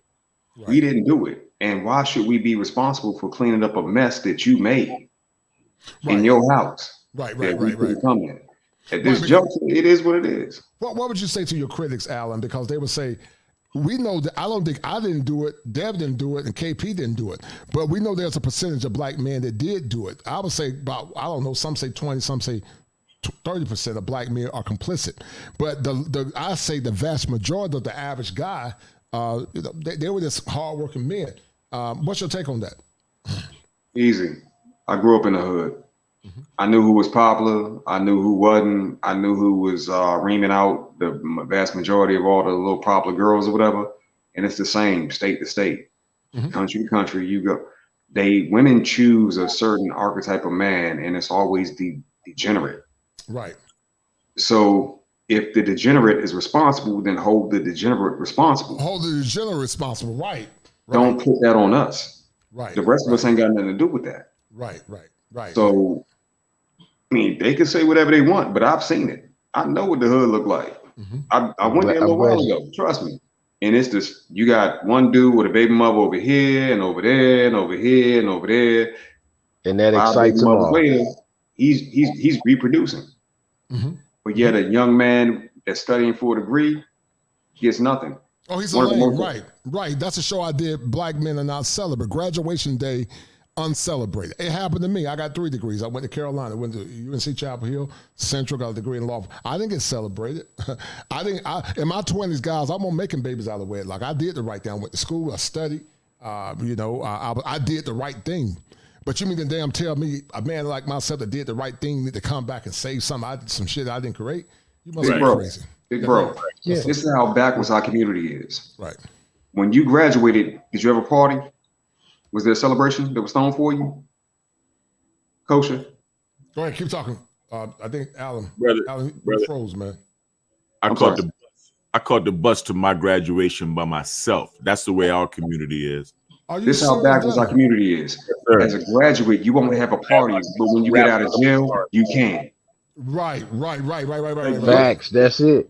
Right, it's a value system, man. We don't value the things that we need to value, man. I totally agree. It's a value. Yeah, basically, what Alan said, you have popped the froze off, Alan. Basically, what Alan is saying is that when it comes down to the negative things, like we'll celebrate men coming out of prison. We'll celebrate chicks. You know, they hold baby showers for women that got out of wedlock kids. You know, goofy stuff like that. But educated black men that go to school and graduate, try to be productive and build a society, they're lame. Community has nothing for him. Right. Kosher. Yes, and another part to that is this, like he just said. Mm-hmm. So instead of them investing in the business of a man that's struggling to start a new business in the community, they invest in the guy that's in prison for 30 years. Mm-hmm. They sending money for him. What the hell you sending money for him for? My taxes already paying for his ass. He good. And doing conjugal visits and having his babies before he even get out. Mm-hmm. The craziness. That's who get the investment. They will invest in that before they invest into the quote unquote born lame guy that's starting an insurance company in the hood, that's starting a boxing gym in the hood for the kids. He can't get an investment. Right. But everybody else can get a piece of that money that they got. Right. Everybody else can get a piece of that money they got. The agents can get their money for the hair. The agents can get the money for the nails. But we doing a back to school program. Nobody got no money for no backpacks, but everybody want a free one. The Arabs could get their food stamps for Newports. I totally agree. Shout out to my man, Mr. Long, for the $5 super stick. He said, hey, Coach, you keep up the great work you've been doing, my brother. Shalom, fam, no doubt. I appreciate it, Mr. Lawrence. But yeah, it's sad, man. And Dad, you're a boomer. I'm Gen X. I think Brother Allen is Gen X. I think KP is I think he's a millennial. Are you a millennial, KP, or Gen X? Millennial. You're a millennial, and then Joseph is a millennial. Joseph, how would you like to add to the conversation? I'm going to end the stream in a minute. We're 3 hours in, man. I'm about to end it. Joseph, man, I'm going to start making you pay ties, man. You always I'm going to start calling your ass a Fallon Walker. You always coming on in the last ninth inning, man. Popping up, man. I didn't think it was going to be on this late. It's like 11:30 at night. Like, I'm trying to get off, man. You got to stop doing it. I ain't going to bring you up the next time, brother. Go ahead, man. I just be working. I be working all day, and this is the only time I get to come on. But yeah, right. I just came on, so I just looked at the topic. I guess I can comment briefly about. I saw the live stream you did with Andre. I thought that was really, really good. In my opinion, I'm glad you enjoyed it. I had never thought of it from his perspective that way. You guys, I came up with it. You talking about the she cover concept? Yeah, that was awesome. I came up with that, man. That was brilliant. I was like, wow, I never even thought of it. Make sure you guys check out that show called She Covers, man. Good. Yeah, y'all check that out. It's very good. I didn't understand what it meant at first. Like, she covered. That doesn't make. And then you explain what it meant, and then Andre's perspective, and you kind of like went back and forth with each other. I was like, so these are things that I realized. Like, even he had to go to therapy, Andre, to figure out his triggers and things and why he did what he did, and before he even went to the different countries and old habits he had to break before he left out the country that we adopt from being in this country, and things that I know I have, but I also don't know that I have yet because I haven't been out the country just yet, really soon. So it really opened my mind to what to expect going forward in the future. But in regards to this topic, was there a specific question? You said, was the Pandora's box and the modern woman would destroy the West? Yeah. Pandora's box has been opened, and the modern woman is going to destroy the West. It's actually already it's being destroyed as we speak. And so my point is, what's your take on that? What role has the modern woman done in being complicit and destroying the West? We had a young lady that came up. She's a fellow clinician like myself, and she said that they don't even listen to her, to the point that she's thinking about getting male clients because these women are so difficult to work with. When you hear that, does it bring you solace or confirmation? Not solace, but more so like just for me, it's observation. The gentleman with the big beard, he said he grew up in the hood, so, and I can relate. So I've seen it 2 decades ago when I was real young. 8 years old. It's things you just notice. You don't know how to explain it, but you don't realize what it is until you get much older. And then you're just like, oh, okay, well, I've seen that 2 decades ago when I was 8, when I was 7. Maybe it started not necessarily with the girl next door, but someone in your own family. It could be your very mother. You could see that kind of behavior in your own mother, your own auntie, your own niece. And so you see it, but you don't recognize it until years later. Say, oh, that reminds me of so-and-so. That reminds me of my family, my friend. So to see it materialize like this, to me, it's not a huge surprise. I think it's unfortunate. I think what role did they play in it? I think a big part of it was a lack of discipline in terms of sexuality. I think that opened up a can of worms for people, particularly women who, once they had this unbridled freedom to just do whatever they want and have not only just sex with as many men as they want, but having kids with any kind of man that they want, that they have a desire for it at that very moment. The consequences of that they did not foresee. So it's like a lack of foresight. So that's the man with the good hair, or that's the tall, dark, handsome guy. And the reason I can say that is because they do it with me, and they don't even know me. It's like I'm 6'2", model looks, and all this other stuff. So I am that stereotype. And sometimes I stop there and say, you don't know shit about me, but you talking about you want to have my baby. You don't know nothing about me, but you want to kiss me. You don't know nothing about me, but you want me to go and raw on you. You don't know nothing about me. And they're like, oh, okay, so what should I know about you? I'm like, oh my God. So, but most men like me, if they have the opportunity, they're going to take advantage of it, impregnate these women. Then you have this cycle repeating itself. So I was raised by a father who taught me not to do stuff like that, which is why I'm in the position I'm in. But most men, when you're given all that kind of candy, all that thrown at you, it's hard to resist. And when women are giving it to the man willingly like that,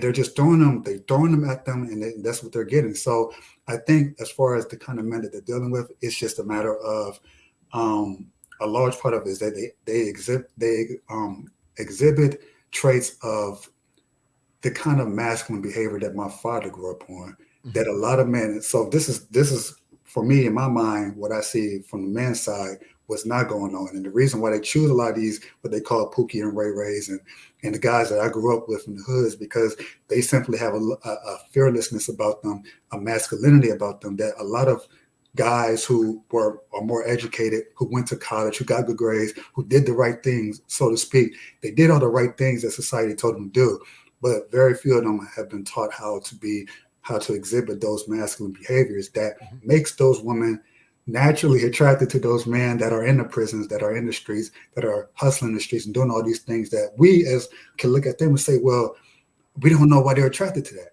But it's the same reason why a woman can say, we can look at a woman and say, oh, I like that girl with the big butt and this, that, and the other. We don't care about her brain so much. But then a woman who has the brains will look at us and say, I don't know what you see about this woman but it's a biological thing. So I think that we are missing a lot of that. I think that's something we can take as far as learning from, like, I'm not taking on their degenerate behavior, but just learning what it is about these men that makes them, and like I said, it's a fearlessness, it's an aggressiveness that a lot of them have, it's a strength that they have. Whether we want to acknowledge it or not, we can say, oh, they're just low lives and all this and thugs. That's cool. They are. And a lot of them will say it to you, they'll admit it to themselves. Oh, I'm no good. They'll say it to the women. I'm no good. You don't want to deal with a man like me. But it's because they had that fearlessness, that freedom, that drive, that ambition to achieve something, even if it's not in the society's definition of what is proper and correct. So we should look at what they're doing sometimes and say, well, what is it that they're doing? What behaviors is they're doing? What kind of energy are they giving off? They're giving off a very strong masculine energy. And that's the reason why when I grew up in the hood, we followed those guys. We knew that was bad news, but they was the leaders. It wasn't really the church pastors and the preachers. They were scared. These weren't the Martin Luther Kings of the day. These are the guys they're sitting in the church. They're sheltered in their little behind this big old building. You know, they're not going out into the street talking to the young men and boys, but you got the drug dealers going out to the street talking to the young men and boys because they got the balls to do it. And that's why I believe a lot of women fall for it. So see, the problem go ahead. The problem is, brother, I walked on both sides, man. And the problem with that is criminal charges would hurt a brother like mine or Kosher Knishan or even a brother like your life. But criminal charges don't hurt Pookie and Ray Ray's life because they got a rap sheet that's a mile long already. And they've been going in and out of the system on a revolving door program all of their life. So for me to even try to perpetrate like I'm carrying the swag that the thugs are carrying, eventually I'm going to have to catch a charge. And I can't afford to catch a charge.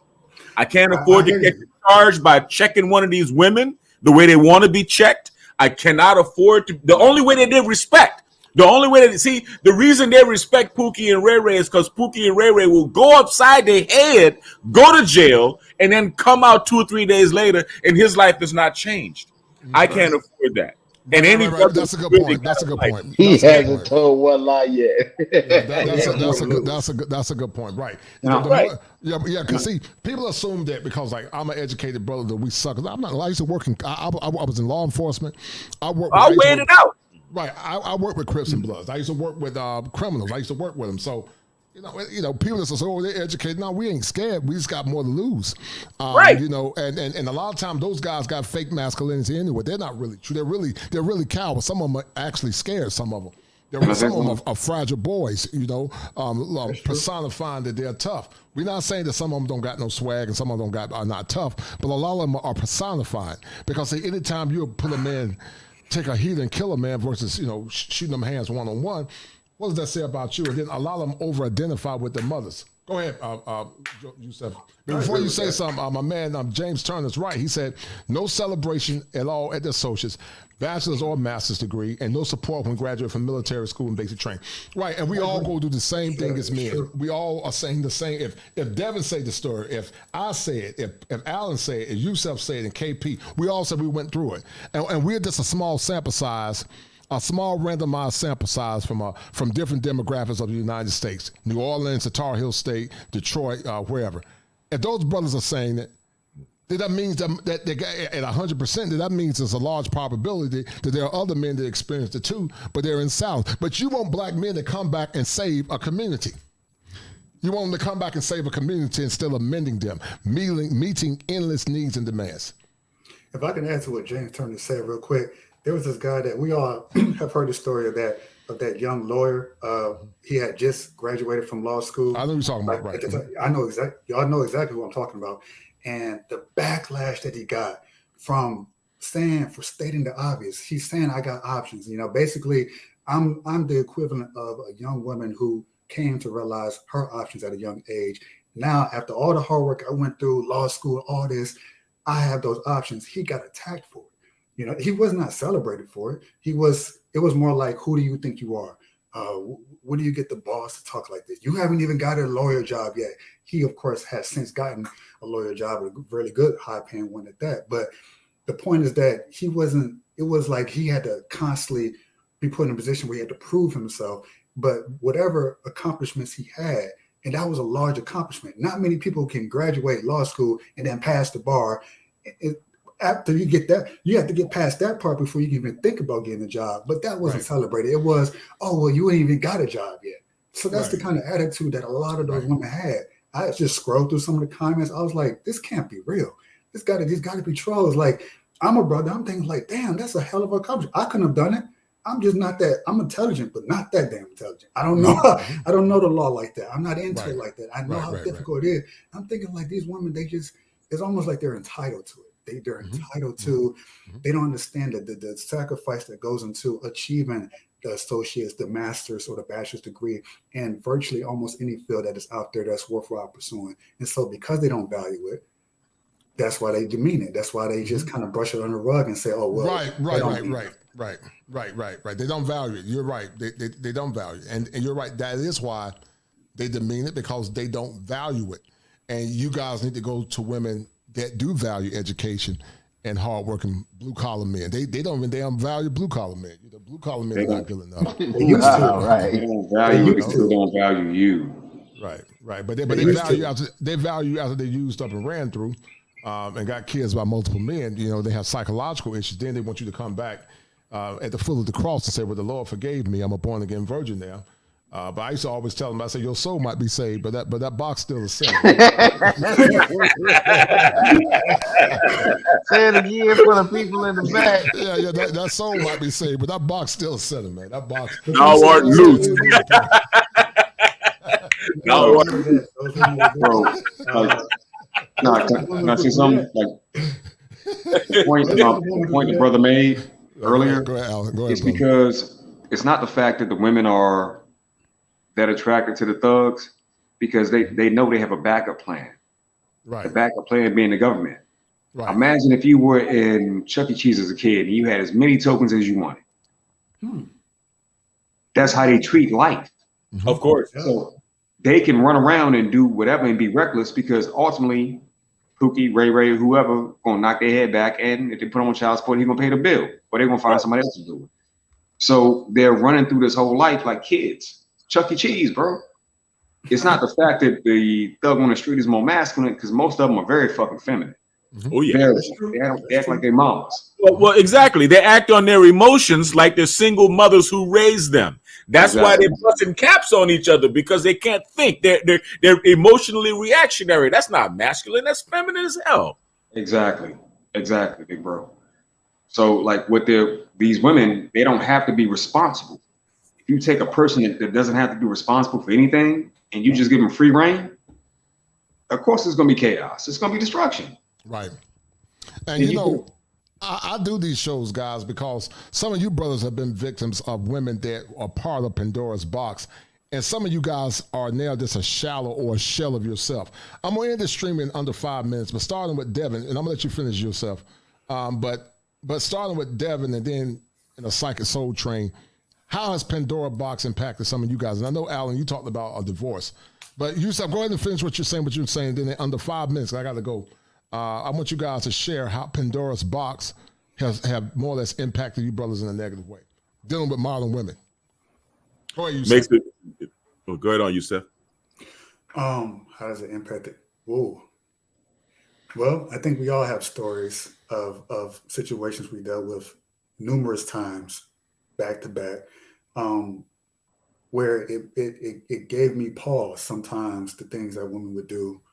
And what's crazy is that some of the women that I've dealt with who left a rather bad taste in my mouth, they acknowledged that they were the way that they are, that there's something wrong with them. Very few of them would do it, but they were just like, you're just not, it's like, I like you, I like you a lot, but I'm just not, I know I'm not the right one for you. And you can tell that I'm not the right one for you.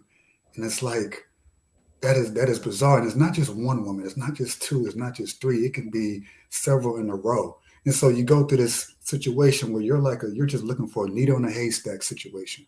And you're saying, well, is it me that's attracting all these women? Is it just what's available? Am I choosing wrong? Okay, what is it about me? So then you go back and retool yourself, and then you still find yourself running into a lot of these types of women. I can identify it a lot better now than I had in the past and avoid it. But it doesn't change the fact that they are apparently the majority and not the minority. Whereas when I was growing up, they was very much the minority. So it just became really, really, really bad. And just especially the generation today, it's even more intense. I don't know what it is. I can't explain it. I don't spend a whole lot of time trying to pontificate what it might be, what it is. It's just like, okay, I'm just going to move how I got to move to where I got to go to who wants me, like for what I am. I can't change who I am for nobody. I used to try that approach. It does work, but then it's like you can't keep up that facade for very long before that mask starts to come off, and then they see you for who you really are, and it's like who you really are they don't really want. So it's like, what's the point of doing all of that? Right. Just deal with the women that want you and leave it at that. So I don't even think about the women anymore who I want but who don't want me for whatever reason, whether they want the guy down the block, whether they they like the guy from the jail, but they like the faux masculinity type of guy who was raised by his mother but portrays himself as masculine. But that's the kind of woman, the kind of guy that women want. Doesn't matter to me anymore. I just let them have it, and I just keep it moving. Mm-hmm. That's just my approach. Real quick, brother Dev, and then brother Alan. Then we're gonna end the stream because I gotta go. How has women that have a part of Pandora's box impacted you to the point you become a former shell of yourself? Brother, I keep trying. I keep banging my head against that same wall. I had this one bad sister, man. I'm just going to say this. She's on a television commercial that's airing right now. Okay. She's that bad right here in LA. And she even told me that she went through the whole DMT thing, man, went down to Peru and took ayahuasca trying to get rid of the attitude. Still couldn't get rid of it. Whoa. Still couldn't get rid of it. Still trying to embarrass her brother in public and knowing what she's doing and still acting that way. And I'm like, listen, I'm not going to fall into that paradigm.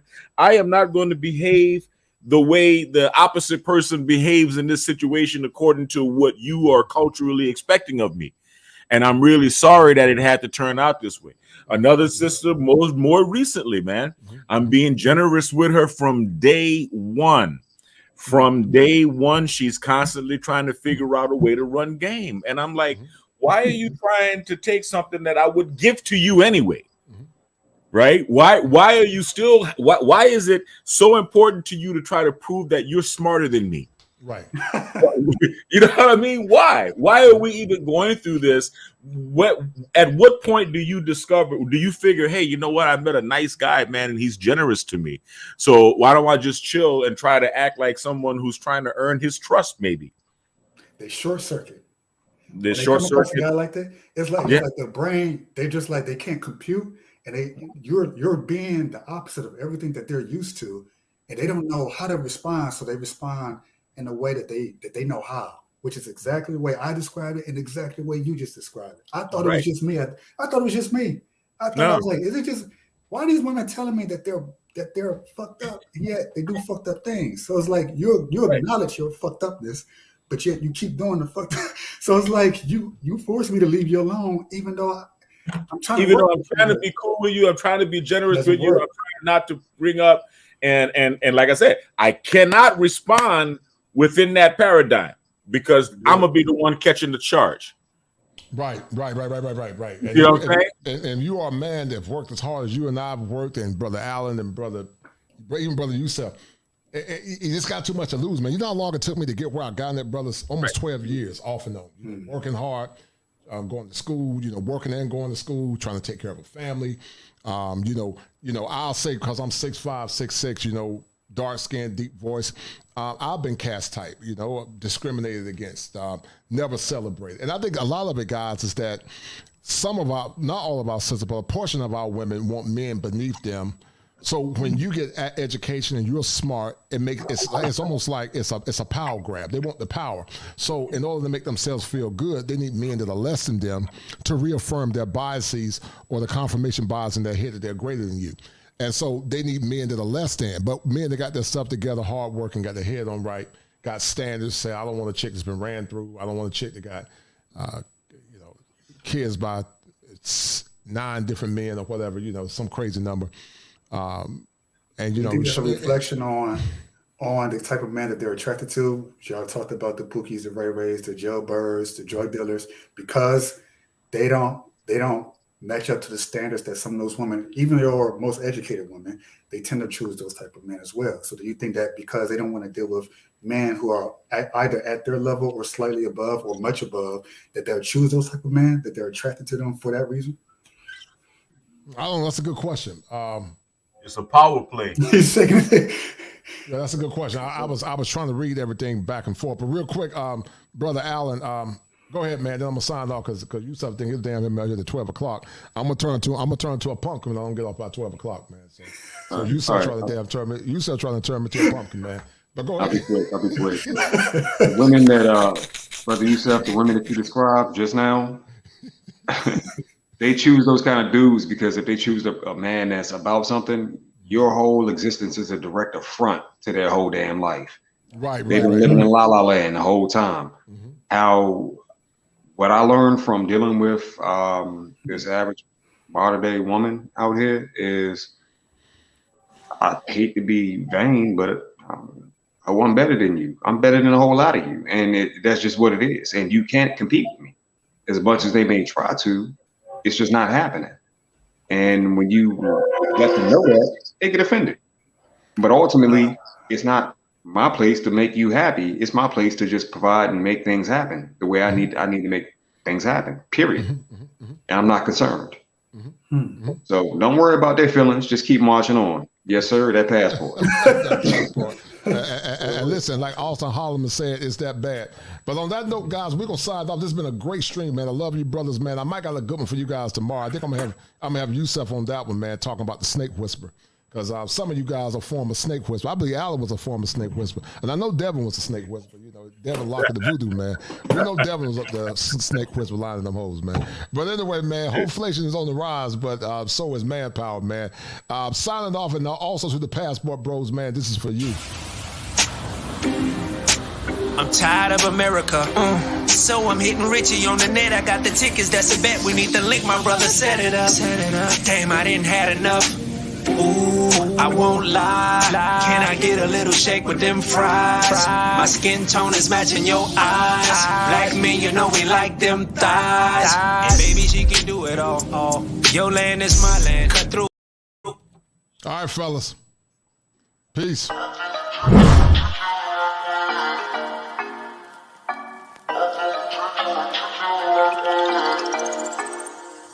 in the morning, you got me up, all cause you need to talk. To 4 in the evening, wanna break up, say that you've had enough.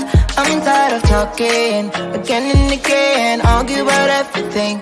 You are my darling, Let's kiss and make up. I know you wanna touch. You call me every night, call me every day. I just wanna get you alone now. Trust me when